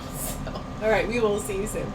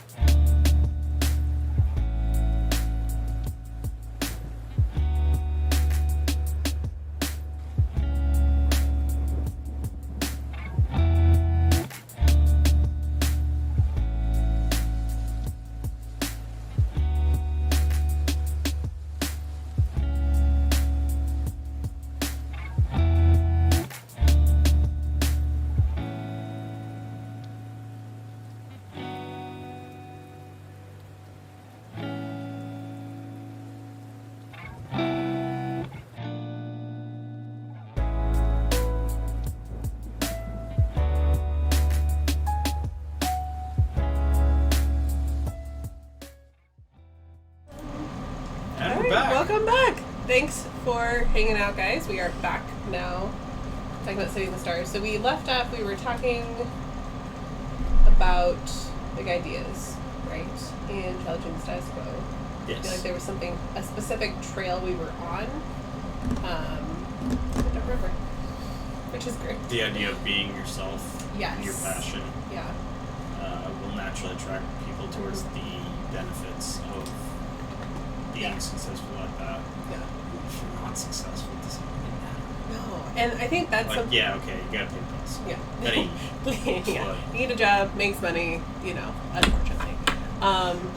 But even something that I found, because I always joke like that, I'm not cool enough or cute enough to actually like start a revolution. But no, not everybody who is breaking the status quo and being different needs to start a revolution. And not all of us will. But what we can do is open the eyes of the person next to us. You throw a stone in the pond. The ripples happen. Yes. Even if they're just a few, it makes a difference. And I think that's something that, like, because when I was a teenager, there was something, like, really drilled into me, especially, like, the circles that I was part of, about how, like, if you were going to, like, glorify God with your life, you had to change the world. And you had to do all of these things that, like, made a difference and, like, change lots of people and do all these really, like, big, amazing feats and do hard things. And sometimes the hard thing to do is to be ordinary and to just change the world of the person next to you. I wouldn't. Fuck you. And so, like, sometimes the hard thing to do is But not... that's just, like, that's Yeah. the thing, though. I'm just me. I'm not going out to do, like, crazy stuff. Yeah, It's you're not just that going to crazy Africa and feeding hundreds or something. I'm not going out with the intention of, like, I'm going to do these crazy big things, to do things. It's just being who I am just tends to lend towards things that have large effects or things that are, more grand in scale than ordinary life. But it's not like I went out with that purpose. Yeah. It just kind of was myself. Yeah. And that grew and grew and grew. It started with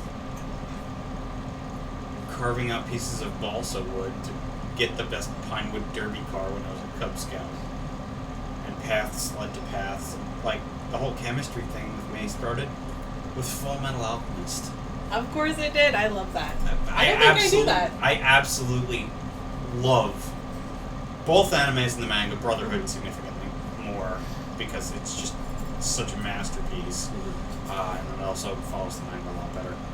But, like, I was 13 the first time I watched that, and I was 14 the first chemistry class I took in high school. I took a junior year chemistry class my freshman year because I just really wanted to. And That's here how you that are. started. Like, I thought, going out camping was fun and neat. And it ended with me being an Eagle Scout.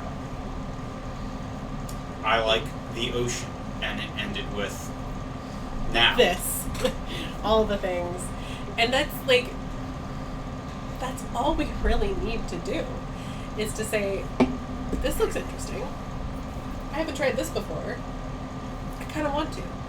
I kind of want to go and see what this does. Let me push this button. You also Let me have to learn this accept change when you Yes. do things, because nothing's ever what you think it is. Oh, no. Hello, Sophie. Okay. Now, Cat and is, she's awake. Yes. She's awake and causing chaos. Now we have a guest on the stream. Yeah, welcome. This is Sylvie, aptly named for anyone who has seen the Loki show on Disney Plus. All right. I should not have gotten guilt tripped into keeping you in here. Should not have done that. Should not have have done done that. that. I'm in a full-on Haggard moment here with my cat. Although, It's like you have to. You go in with all of these grand ideas, or even just little ideas of like, oh, I'm going to do this, and it's going to be like this, and I'm going to have fun, and it's going to be great, and then you get to it, and you have to be willing to accept change, to accept things for what they are, not what you think they should be. Yes. And then once you finally work through them enough to the point where you are a part of it, you understand it, you can determine what change is needed or not. Yeah. But I think that's kind of what Alvin had to deal with in a way, because he came into this expecting things to be a certain way. Like, he was going to show, like, that he didn't have any fear about he wasn't afraid of the aliens that were keeping them on this planet, and they weren't going to stop him from doing things. And it all turned out that the evil that was keeping him, the whole planet at bay, came from Earth. Also, didn't exist. Yeah, wasn't actually real. It was gone for millions upon millions of years. The real possibly enemy... billions of years. Because they don't really give a great time scale on that, because it's kind of irrelevant. Yeah, it doesn't, like, when you go on for that long, time kind of tends to lose its meaning. And also, if you have ADHD. Yes, also that. When will then be now? Soon. When did it happen? You just missed it. Right now. Over there. But he learns that the real enemy is the lies that they were told and the false histories that were formed and that were crafted to make them believe that something was keeping them in that city. When all along it was their fear. This massively advanced civilization. Still not changing their socks because it makes their batting average better. Yeah. Well, and I think this... Running around doing the same little superstitions, that correlation with no causation. And they're like, this keeps working, so we're just gonna keep doing it. But there's no mechanism. There's no rhyme or reason. That's just do it. That's the thing they never talk about. Yes. Between correlation and causation, there also has to be a mechanism. Yes. And this actually, speaking of the ADHD thing, this kind of came up in our conversation before the stream. I feel like the character of Alvin, which, like, this was written in 1956, so I don't think this was necessarily Arthur C. Clarke's point, but I see it in the story, is, like, it's kind of, there's a message of, like, embracing your own neurodiversity here. Because in a sense, Alvin is the neurodivergent among a lot of neurotypicals, and they all think he's kind of weird, and they all think he's kind of off, and he doesn't let that stop him from doing the thing that he wants to do, and from being himself. Also, can we talk for a moment about his girlfriend? Yes. And the, like, Alyssa. she's simping for him so hard, She and at tries one moment so hard. she's just like, nah, he belongs to the streets. Yep. Like, and never mind. Like, this is really just not going anywhere. No. Nah. Guess I'm gonna find someone else to simp after, because whoa. And that, like, and even in that, like, where he finds his connections in the people who, they aren't exactly like him, because I think that's a message that we don't want to pull from this, is that you can only connect with the people who are like you, because that's exactly the opposite, I think, of what Arthur C. Clarke is going for. That's exactly what Diaspar enlists. Yes, became. is only connecting with the people who are like you, and only keeping the status quo of, like, being a certain way. But he did find connection and community in other people that were willing to embrace the unknown, even though they were scared shitless about it. Into the unknown. And someone in Arendelle. Arendell's like, please shut up and go to sleep. We all want to sleep. And this video is being issued a DCMA by Disney as we speak. Yep. The lawyers are typing frantically. Our emails are chiming as this happens. It's fine. I'm a stalker. It's fine. Sorry, Cat is being cat. Cat is being cat, and I should not have kept her in here. That was my mistake. But, like, there are people who are willing to embrace the unknown, and that becomes kind of the thing that separates people who are willing to be different from people who want to continue living in their fear. And it almost becomes this catch-22 that, like, I've even found in my own life. I don't know about you, but it's like I want to embrace this community of a variety of people, but there's, like, a certain subsect of people that, and I'm not saying this to, like, pat myself on the back or say I'm greater or better, because holy shit do I hate change. Yeah, Andrew thinks he's better than everybody, but, you know. I don't think it. But I think this was something that was really challenging for me to break away from the status quo and to start breaking the mold, was to realize that I was going to have to leave people behind. And that really hurts. And for Alvin, it didn't, like, it affected him in a way where he was like, oh, well, I kind of liked her. But she's also kind of boring me. So I'm just going to keep going. And you see that a couple of times where he remembers Alystra and he's like, oh, well, moving on. You know, and he takes a moment. Anyways. Yeah, where he takes a moment to kind of, like, regret, and then he's like, but this isn't, it's fine. And that kind of had to be how it became for me, because realizing that the people I was leaving behind were not my people in the first place. Because they, like, going back to how Alvin never felt a sense of belonging because he didn't fit the mold, and you only belong if you fit the mold, which isn't true community in the first place, but you only get this feeling of belonging when you fit the mold. And when you stay the course, and when you fall into the lockstep. And the minute you break away,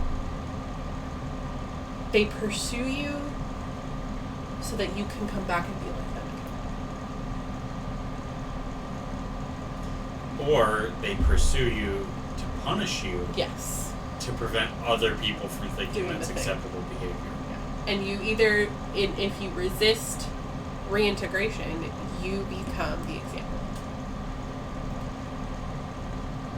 And that hurts. But there's also freedom in that, because it's like, and like, I know people hate the term wokeness, but it really is like waking up. And that's like for Alvin, when he is told, you're a unique, you've never existed before, you're brand new, he feels freedom. He feels like he's waking up because suddenly everything makes sense and he doesn't feel burdened to be what he's been trying to be this whole time. He doesn't feel wrong anymore. Yes. Like, wait. There can be things other than this thing. Well, that explains me. Yeah. I'm not broken. I'm not weird. I'm not wrong. I'm just not what that is. I'm just not them, and that's okay. I am bad. That is good. I'm not good. And that's not bad. Thanks, Satan. Just because you are a bad guy does not mean you are a bad guy. I love that movie so much. And the Disney lawyers start typing. They're like, what are you guys doing? There's a keyboard on fire somewhere in Anaheim right now. They are raging. Also, the credit song for that one. Oh, the Owl City one? Yeah. Yes, yeah. Just makes me so happy. Which, can we just, for one moment, I know I've said this to you before, but I saw Owl City in concert a few years ago. Because that was your rebellious music when you were growing up. Yeah. Well, to give a sense of scale. Yeah, when I got free access to the internet because I purchased an iPod Touch with my own hard-earned money, I started listening to Christian rock and Owl City. Oh, and Taylor Swift. Also Taylor Swift, because why not? But yeah, so I went to see Owl City in concert a few years ago, and I have never seen anyone who has just like been on stage at a concert like that, just genuinely having the time of his life. Like, this is a human being who would do this thing whether or not it made him money. And it just made me so happy to see him up there just having a blast, like not even caring what anybody else was doing, just living his best life. See previous conversation about following your passion and doing that and building something. Yeah. And the rest will follow. Adam Young is a perfect example of that, honestly. Like, I remember when this is going to make me sound like the ultimate hipster. I remember when he was like this small indie musician, just like posting videos on YouTube. And I remember one of his first music videos, the Fireflies one, where he's just like playing his electronic keyboard and like he's got all of these like classic toys that are like lighting up to the beat of the song. It just like, that's a person who is 100% himself, does his thing without caring what anybody thinks, and for him it's been his success. And like, if we could all just embrace the thing that we love the way that Adam Young embraces music, I think the world would be so much better. And the way that Adam Young embraces his weirdness too, like, I don't know if you've seen his Instagram posts, but they are like, I realized today for some reason that he hasn't posted on Instagram for a while, but he will like post a picture and then just tell like a wild story from his childhood, and it's hilarious, and it's him, and it's fun. But I'm using him as an example of just being uniquely yourself, and people love him for that, and they feel that authenticity. And it's like, you see these influencers on like Instagram or Facebook or now TikTok, I guess, and you can really tell, like, because I've been trying to get us, more into the TikTok scene, and you can really tell when someone is just like going through the motions and just trying to become famous versus the person who's like, I'm just here pouring my dice, doing my thing. Like, I use that because one of my I don't have a problem. Don't have a problem. I don't have a problem. I don't have a problem. I don't have a problem. And I think that's what makes our videos fun, is we're just like doing derpy things that are just very us. It's only fucking Tuesday! I was so pissed that like that video was just you and it did so well. It's like, damn it, they just want Andrew. They don't want me. But I mentioned the dice pouring one because one of my favorite accounts, she's literally just like, she pours dice and then she like unmolds them after they're ready, and but she just enjoyed, like, she's like, look at this cool thing I made, and I'm like, look at that cool thing you made. And that's like I'm using the internet because it's just such a prominent thing right now. Like, that is all of our lives, whether we like it or not, are centered around what's happening online. It's a common cultural touchstone that Yeah. goes through all of our subconsciouses and psyche. We all use it in some way, whether or not you're There's on a social word media. for that. Zeitgeist. Zeitgeist. Yes. Literally cultural ghost and germ. I knew the word zeitgeist, but my brain was there. Yep. I don't remember what it means. It's all very Gestalt. Yeah, very. But that's like the thing that like when we see someone's internet presence, you can really tell when they're faking it. Very different than when you see somebody's internet history. Yes. I don't think anybody wants to see anyone's internet history. Especially yours. I do. I need more comedy fodder. We should just like... Actually, no, that would be terrible. No, absolutely not. I already know what the rest of that thought is. No. It's not happening. No. Like I said, that would be terrible. No, I can't remember what else I was going to say. No, but like the... And it It'd happens be like in that real episode life. of Community when they got everyone's emails. Yeah, we're not doing that. No. But weirder and grosser. Yes. Also much more confusing. Yeah. Yeah, you don't want to see mine. It's very confusing. Andrew, why are you so concerned with making sure your house is Velociraptor proof? What are you doing in the garage? We've seen the Jurassic movies. We know how this goes. You're not going to do this. Who says that's not my goal? Destruction of all the stupid people? I mean, I could probably march a T-Rex down San Diego and nobody would bat an eye. No, they would not. Places like New York with better climate. It's ratchet as fuck. Yes, it is. Love San Diego. Yeah. I haven't been there as well. My brain has been completely derailed. I have not been to any of the breweries there. Stone Brewery is there. Oh. I've been drinking their stuff for years, and when I popped over there, I got a chance to actually go and sit and do the tour and beer flight thing. Oh, that's so cool. Yeah. I love those. Like, going to, like, little places and, like, seeing where it all gets made and stuff. Yeah, it's fun. Yeah. It's just like, I don't know, it's a collection for me. I collect abstract concepts, like memories. What? What are those? Experiences over stuff? Yes. Yeah. Also shot glasses. Yes. Well, because you have to have the shot glass to remember the experience. No, Having the shot glass is why I don't remember the experience. As a reminder that you did the experience. Yes. Like, oh, okay, I have been there. Cool. Like that bottle of water I have from the bottom of the Arctic Ocean. You don't remember getting it, but you have it. I was awake for a very long time when that happened. Yes. Yeah. Now I have no idea where I'm going with any of that, so it's all your fault. Talking about authenticity of people and things in real life. Okay, found it. Because the internet obviously is not real life, but what you see on the internet, you know, it's very easy to suss out the fake ones. But then Also, we'll take it slow. When can I see you again? When can I see you again? I want to watch Wreck-It Ralph now. we should watch Wreck-It Ralph. Except we both already seen it. I many know. times. But it's so good. It is so good. I love rewatching movies. That's probably how I got. Well, there are many Stuck ways. in the same 10 movies, which is why Monday Movie Nights is a thing.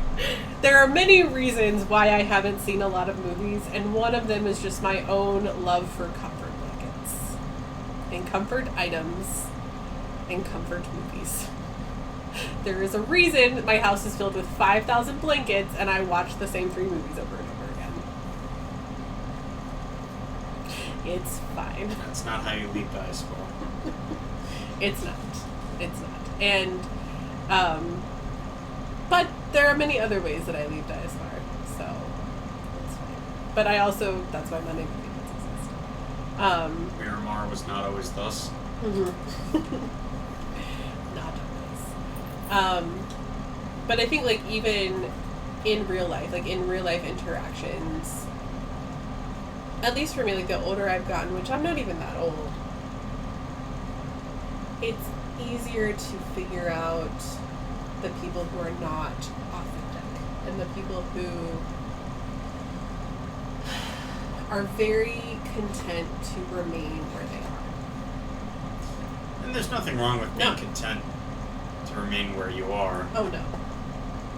I do take some issue with thinking everyone needs to remain where they are. Yeah. Or even worse, everybody needs to remain where you are. Which is, yeah, I think the worst. And that's, I think, the thing that was very frustrating for me, especially in recent years, was You seeing... can't eat that donut. I'm on a diet. Yeah, well, I'm not on a diet. I'm not I eating don't it. eat donuts. Yeah. My donut. We have donuts in the freezer. Okay. I'm so sorry. Why are you putting your donuts in the freezer? Your donuts To last preserve that them. Your donuts last that long? There were a lot of them. Mine don't even get cold.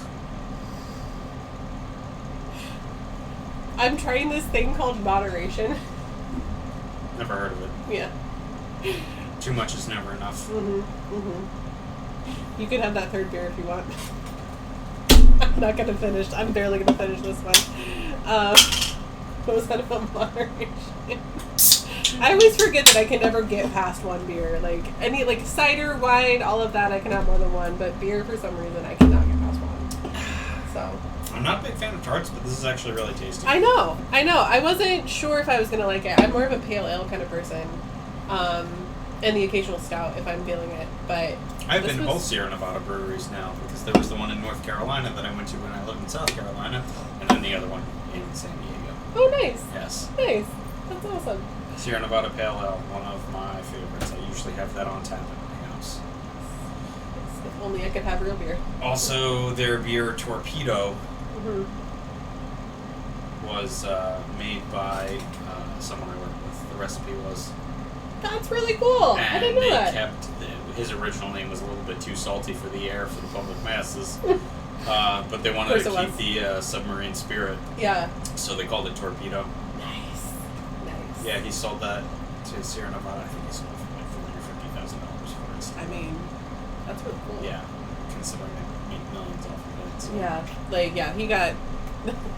They got a real good deal out of that. He got one. $50,000. So. Yeah, I mean that's nothing to sneeze at, and that's a life-changing amount of money. Also, a hell of a story. Yeah, seriously, to be able to say like I came up with a recipe for this beer. Like, that's my beer. Yep. So, we have so far lost the plot. That's so okay. The hard. plot in this book is all over the place. It really is. Like, there are so many things, and it didn't even go... You have to take a 30,000-foot view of the whole really book. do.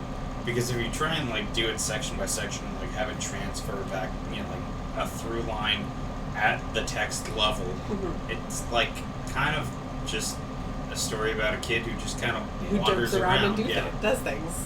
But then when you look back at it and, like, take the 30,000-foot view, you're like, oh my god, Alvin's the continuation of the Prophet. Oh my god, Bliss and Diaspar are exactly the same. The changes are just superficial. And that, like, and even there's, like, a point where they're going out into the stars, and Alvin goes, what's the name of the founder again? Is that... Yarlin Zay. Yeah, Yarlin Zay. Like, he goes, maybe I'm Yarlin Zay. Like a reincarnation of him. And it was kind of this, like, interesting thing where he just kind of blipped into it and then And it's blipped so out again. believable for a second. Yeah. Of, like, everything you're told about Yarlin Zay up to this point is, like, yeah, he's totally the kind of dude that would self-insert and just, like, burn it all to the ground. Yeah. Yeah. Which it kind of makes it like, maybe he is. Maybe he is Yarlin Zay. Except he's unique. But Yarlin Zay was there at the founding of Diaspar. Yeah.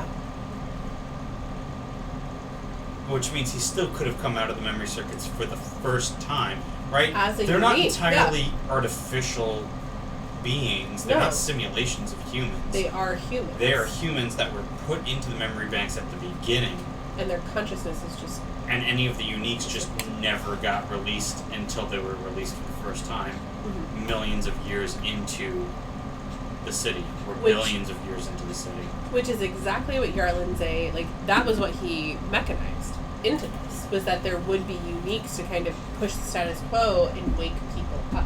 Also, the concept of the jesters was his.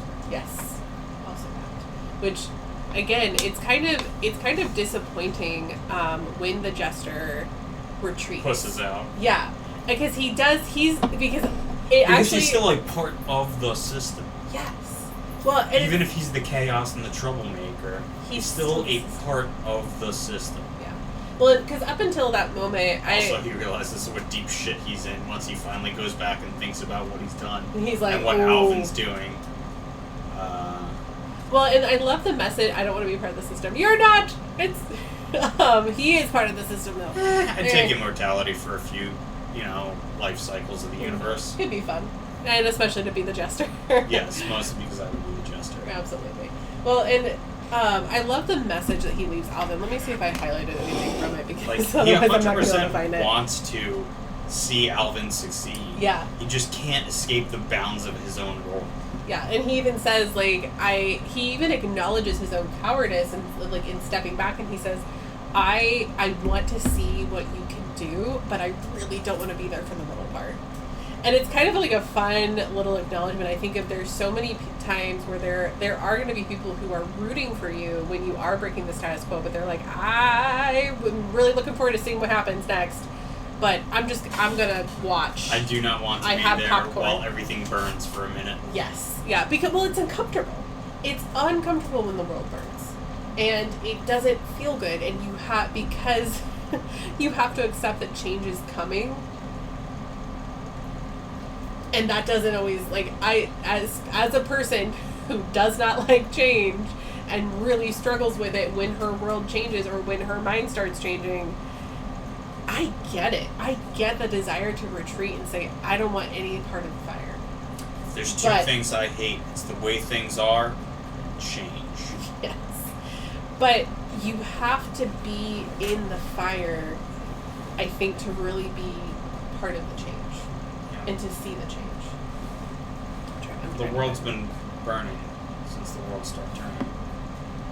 Harry Truman, Doris Day, Red China, Johnny Ray, Yeah, that's exactly where you were going. Joe McCarthy, Richard Nixon, Studebaker, Television, North Korea, South Korea, Maryland, Monroe. No, that one. Okay, yeah. Trying to find where. And now Warner Brothers is coming after us too. Yay! It's fine. Let's see. Hello! Hello, Bolt Council Droid! Good to see you. Oh, and thank you for the follow. I feel like I'm not going to find this. Right, the Jester's whole yeah. deal, like, he is very much a part of the system, even though he seems like this whole character's purpose is to just cause as much trouble and interrupt the function as much as possible. Mm-hmm. It's a bit like, you know, the coding in your cells that causes them to die. Yeah. Yeah. I'm not going to find that. I guess I didn't highlight anything from it, so I'm not going to try and peruse through my entire Kindle. But our day is going quite well. How's yours going? I lost everything you said. He's still a part of the system and cannot escape that bound. Yes. His whole deal is to like cause trouble and do that and mess things up. But so that's he's his almost programming. more like the forest fire that is necessary for new growth to happen. Yeah. He's like part of the life cycle. Like he is programmed to be this way. He is creative destruction. Yes. Yeah. In which we need the forest fire to start the cycle of new growth. And so he is necessary and good, but he's limited. But that's also why he can't follow Alvin out. Yeah. And it still made me sad because there was for a little while. You really want him to just stand there and be like, yes, this is awesome. I'm just going to stand here and just like goad him on to keep making everything. Just to break it all. Go ahead. Just go. No. Yay. You know, there's actually a pretty good weak point right over there. Well, if I was going to put words in someone's ear, I would use that guy. Well, and that's kind of what he does, though, is he takes Alvin to that mosaic. That is the Jester, right? Yeah. Okay, my brain is not. Or he likes to go there because it's just this one weird little thing that everything is perfectly modern. Not everything is perfectly eternal. And that's actually what pushes Alvin to start looking backwards. Yes. And to start looking for the way out in the history of the city. And it's like this turning point for Alvin before he... Diospar was not always thus. Yes. It wasn't always... And when he goes back and he finds where the monument is first built, and he makes that connection. And I love, like, the Jester is, like, going with him, and he's so excited. It kind of... I think part of my disappointment was he reminded me a lot of Wit from Brandon Sanderson's Cosmere, where Wit just, like, he will, like, pop in and, like, cause a bunch of chaos and mix everybody up and then, like, tell a cool story and make someone cry and feel good about themselves, and then he just, like, leaves with no explanation. And, like, he's kind of that, like, that chaos. I'm just here to stir the pot. Yes. Yeah, but he's also super important. And so I was like, oh, he's kind of like Wit. And then it was like, and then he retreats and he's kind of cowardly. But also part of his programming, so... But I want to kick the hornet's nest, but I also don't want to get stung. Yes, I'll let you get stung. Yeah, I'll tell you to kick it. Bees are gone. Yes. I'm glad you have a chance to relax, but I'm sorry there was so much chaos. I hope it gets better. Thrive on the chaos. Yes. Yay, chaos! I just realized we had that chat and I had to, like, interact with it. We were going downhill so fast. Also, you're just, that, like, yay, I hope everything's okay. And then you're like, I'm just here, like, burn it all. Kill it all. I mean, like, burn it all. There's Become ungovernable. Yes, become ungovernable. But I also hope you're okay. Yes, work on your NCU. That's... Yes. We need to collaborate on that and do something with that. Also, to give Andrew another night off. What do you mean? I already slept this week. It's sleep again. It's fine. That seems excessive. It's fine. You will sleep again eventually, please. Probably. Okay. Probably did, like, I realized I sent you something at like 1 a.m. last night, and I was like, oh shit, that'll probably wake him. Nope, he's probably awake, actually. Never mind. Who sleeps? Unfortunately. I sleep occasionally. If I don't, it's a problem. I sleep at least 3 or 4 nights out of the week. Yeah. I think I sleep. I don't know, sometimes I just go lay down and close my eyes. And then my brain gets bored and it's like, why are we doing this? Seems useless. I don't like Seems doing useless. that because that leaves me alone with my own thoughts, and that's not a good place for me to No, be. it's not. You just put the music in. Let the rage fill your brain. I just let the YouTube videos fill my brain. There you go. There you go. No, not sleep. Out of body experience. Yes. Although, yeah, there are times where like that's what my dreams feel like, or sleeping feels like. My knees and my back constantly remind me of the fact that I am, in fact, in my body. Unfortunately, in your body. I'm so sorry. I'm not. It's going to be payment for the rest of my life. Yay. Someone has to compensate for it. I will receive a fair market value. Yes. For your knees and your back. Or at least a fair market, what I determine a fair market value would be worth of their stuff. If I don't. Just take it. There's some weird shit you can find on eBay. Yes, there is. And you could sell it on eBay. I'm not saying I know a guy that does the same thing, but I know a guy that does the same thing. Totally. Yeah. The Jester is... I like to imagine that, you know, in a few thousand years, he gets to wake up again and see what Alvin's done. And I think he's going to be pleased. Huh.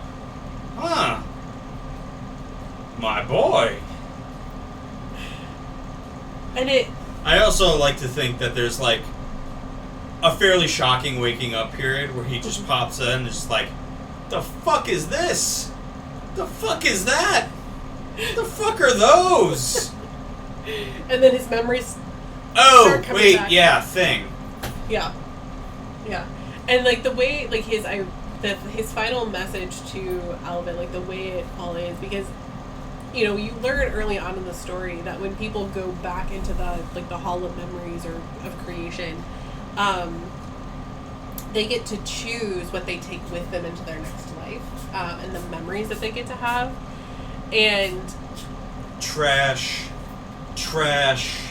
derivative, now this. Yes. This is art. Well, and it's kind of funny because he makes a comment when he's showing Alvin the mosaic that's imperfect and that it's wearing away. And he says, I knew the man who made this. I don't remember anything about him, which means I probably didn't like him. Maybe I made it, and I just didn't want to remember that I was the one who made it. I do that. and so it's like there's little things there where like you see that they choose what they remember, and I'd like to think that the Jester kept all of his memories from this particular iteration of himself because of Alvin. Yes. Because something so fundamental and important and key, literally a fulcrum to the future of humanity, he is just a shifting point. Yeah. And it's something that you look at and you say to yourself, I want to remember this. I do not want to forget. A new core memory is made. And it's too bad that he misses out on the process, but also how cool will it be when he comes back and sees it all done. And I think, in a sense, even there, like, because even in his last message, you feel that regret of like, I can't handle the middle part. Earn it though. No, he doesn't. He absolutely doesn't. He because he doesn't. You can't stay. be chaotic good without the chaos. Yes. And the chaos gets to be too much for him, which is kind of funny because he's the Jester. He's the chaos. And even that was too much for him. He's like, no, thanks, I've had enough. No more for me, thanks, I'm driving. Yes. And it kind of shows, like, just how much of an anomaly Alvin truly is. That even the person that was made specifically to be a little bit different, even he can't handle it. Even he's like, that's plenty for me. Like, I need to go. This isn't where I park my horse. Exactly. And I think, because it's really easy, I think, to read a book like this and think, I'm not the person that keeps the status quo. Because we don't want to be. You get this idea drilled into your head that you need to be to be special. You need to be different. Yeah. You just need to be you. Exactly. And that's similar to what a lot of other people are. Well, then God bless, your life is a lot easier with people who are different. Yeah. But if you're not, that's fine too. But don't okay. worry about trying to be like everyone. Just do you. And don't even worry about... It turns out the people that want you to be like everyone else, they're not your don't friends. really have a hell of a lot to offer. No. They're not the people that will actually give meaning to your life. The people who pay no mind to you for being different, but don't interact with you, are a more positive experience for you than the people who want to keep you the way that they are. I would rather deal with people that ignore me than people who try and change me. Yes, you know what? They're a lot easier to deal with. It's very easy to have a mutual respect of just like, all right, you do you, I do me. It's different, whatever. Cool. You want to do that? That looks boring as shit to me. If you like it, God bless. And they're like, that dude's off. He's in his own little world. He's dancing to the beat of his own drum. Sure, whatever, bro. Whatever works for you. Like, good for you, yay. That is so, way more, it's way better. Like, and I think even that can be something that we can learn from this, that if there's someone who's doing something that, like, is just different from you, if they ain't hurting anyone, okay. Just, leave them be. Let them do their thing. It will be okay. Not everybody has to be like you. God, I hope people are like me. Yeah, one of all of us for their sake. Plenty. Yeah, seriously. One is plenty. But just right. One may be too much. Nah.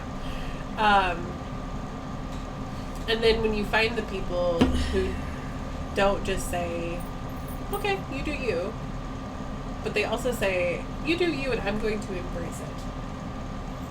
Those are your people. Yeah. Even if they're not like you. And I think especially if they're not like you, I think we need, and that I think going back to, this is something I brought up earlier, and a thought that I probably did not finish because who finishes a thought?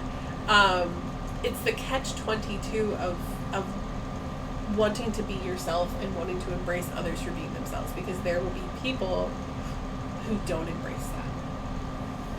And by their very nature of being themselves, they're not going to embrace anyone who is like not like them. Yes. And that... And you see that pop up all over the place, especially Yes. in more rural areas. Yes. Because cities, there's just too damn many people. And in rural areas, there's not enough. There's just not enough interaction with people who are different than you. You just don't get a lot of exposure to just, yep, that's different, that's different, that's different. I grew up in one of the most densely populated and diverse areas on the planet. Queens, New York. 137 languages spoken in one county. Man. More than anywhere else on Earth. And it was just a whole lot of, yep, they do them, they do them, they do them, I do me. Mm-hmm. You know, a lot of the communities wind up fairly segregated, but they're not exclusive. Yeah, it's kind of like... Some, but whatever. Yeah. You tend to drift towards the people that you have fit commonalities with. But you're not leaving out... If I moved back to New York, I would move to a largely Italian area. Yeah, one, because that's where the good food is. Two, because those are your people. Also, because they happen to be weirdly tangential to Jamaican areas. And I love jerked chicken and jerked goat. And it is delicious. Good food. So basically, you'll move where the good food is, which is... Essentially, yes. I am a very simple man. Yes. Well, good food. Good company. But yeah, we're attracted to people who are like us for a reason. Like. But without that exposure, like anything, if you've only ever been around your own kind, so to speak, your whole life, then when you do get exposed to people who are different, it's almost like a foreign entity. And it just becomes scary, and fear leads to anger leads to hate leads to the dark side. And then, you become, that's what Italian means. And then you become Darth Vader, moves to where Italian means it moves to where the good food is. And if there's no good food there, we establish it. We make the good food. It's like a pasta rule 34. There will always be good food somewhere where there's an Italian. It's a tasty pasta. A tasty. It's like a creepy pasta, except it just pops up with the rest It's of a it. tasty pasta. Yeah, it's a tasty pasta. There we go. I don't think that's what Rule 34 is about, but... No, if it exists, there's Oh, a point of good. it. If it doesn't, there will be. If there won't, it's your job to make it. Okay, there we go. Yes. Oh, you were saying tasty pasta. No, he's saying Reed tasty said pasta. tasty pasta, and that's why you said tasty pasta. No, Okay. I said tasty pasta. If there... Because I was playing on creepy pasta. Yes. Which is not related to Rule 34, is what I'm saying. No. But... More being internet Italian... things. Yes. Yes. More I am the internet. I speak with the memes. I also... Okay, Rule 34 of being Italian. There will always be pasta. If there's a good dish, or if there's a food, there's a tasty Italian version of it. If there isn't, there will be. If there won't be, it's your job to make it. There we go. There we go. My name is the Trollax. I speak for the memes. Yes. Yes. My name is the Trollax. I speak for the memes. Of course. But going back to like the insular community conversation, I think that's I have really a what. parody book to write. Yes, you do. And it should be the Trollax. Yes. They like. I am the Lorax. I speak for the trees. Now recycle your cans, or I'll break both your knees. We're never gonna get back on track, are we? No, we aren't. Okay. But There was a track. as long as I get royalties, fine. Actually, yeah, that benefits me. So yes. Took you a second to catch on to that one. Yeah. I think that's the danger of the insular communities, though. Yes. Is that the thing that becomes different, the thing that is different is the thing that we are afraid of because we've never seen it before. And different is bad. And when we foster this, like, we only embrace the people that are like us, it makes everything outside of us wrong, which is not the way things work. Turns out the world's a big place. And there are a For lot such a of, tiny little planet, there's it's a lot very here. big. And there's a lot of different people, and we're in one tiny singular moment in history. Like, by the time humanity is gone from this earth, So next Tuesday. yes, there will be so much that has happened that I hate how it is now, but I also hate change. Yes, we actually brought that up earlier. There will have been so much that has happened that these very moments that seem so vitally important to us, and these very ideas and things and ways of being that seem so vastly important right now, are going to not matter at all. But that's the thing. They do matter. Yes. It's not they're not mutually exclusive concepts. You can have something that is small and That important. matters. It can be a tiny little blip in the grand scheme of things and still be important in that moment. Yeah. There's a fractalness to everything. Yes. Infinitely scaling up as well as down. Yeah. So yes, in the grand course of history, this one little divergent sidetrack doesn't really affect the overall course, but you know what? At the point where that little sidetrack happens, that is matters. a major deviation in path. Yeah, it's important because it's happening to you. Just because it's small and doesn't grandly affect history does not mean it's not important to you, because there's not this oneness to everything Yeah. where there's just one standard and one thing that matters, because you know what? If that were the case, then nothing matters. Exactly. Because in the grand scheme of things, everything's a blip. That's not true. The tiny little things that are important to you on the day-to-day are important because they're important to you. And the grand scheme things are important too, because if all you ever focus on is the tiny little things that are important to you, then the whole thing goes off track. Yeah, exactly. And Like our conversations. yes. Also, in the moment, you don't know if it's a minor deviation or a whole new branch. That's how the TVA was started. Yes. Also Yeah. that. And the whole point of that show is that TVA was wrong for existing. Yeah. Because It came out of fear. And they were trying to And control... also laziness, because Yes. it's a pain in the ass to manage multiple timelines. And so they would prune anything that they felt was not correct, which ultimately... They decided Gator Loki was not correct, and that is wrong. So wrong. So wrong. And I think that's kind Go of... Loki, roll tide. Yes. And I think that's important to remember, that, like, just because, you know, maybe in the grand scheme of things, this little thing is not as important, but because it's happening to you, because it's part of your life, it is important. So yes, but we also haven't seen the end of the timeline shenanigans. No, we have not. And I look forward to seeing it. Yes. But also, even the very wise cannot see all ends. No. And I mean, I'm remembering. that's sort of things that are important in the moment. Mm-hmm. Pity's what stayed Bilbo's blade. Important in the moment, seemingly inconsequential in the grand scheme of things, and yet how important did it become Vastly important. Bilbo didn't just murk Gollum right then and there. She had all rights to, because he thought he was going to get eaten. Mm-hmm. But he didn't, and that changed everything. Yes. And those little things, like those emotions, like pity, empathy, even those small actions can change the course of history. And that actually, like, brings it full circle, I think, to what we're talking about, where, like, one singular person who steps up and says, she's stepping. One singular person Every day I'm snuffled. literally. One singular...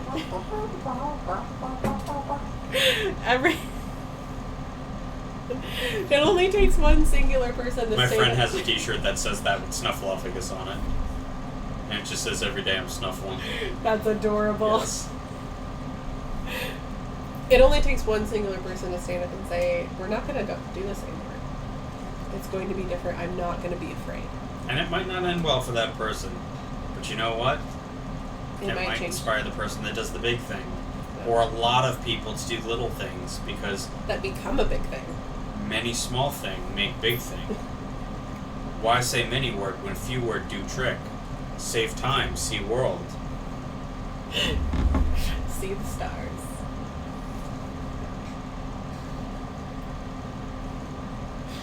See, it's not clear. Are you going to see the world? Are you going to see world?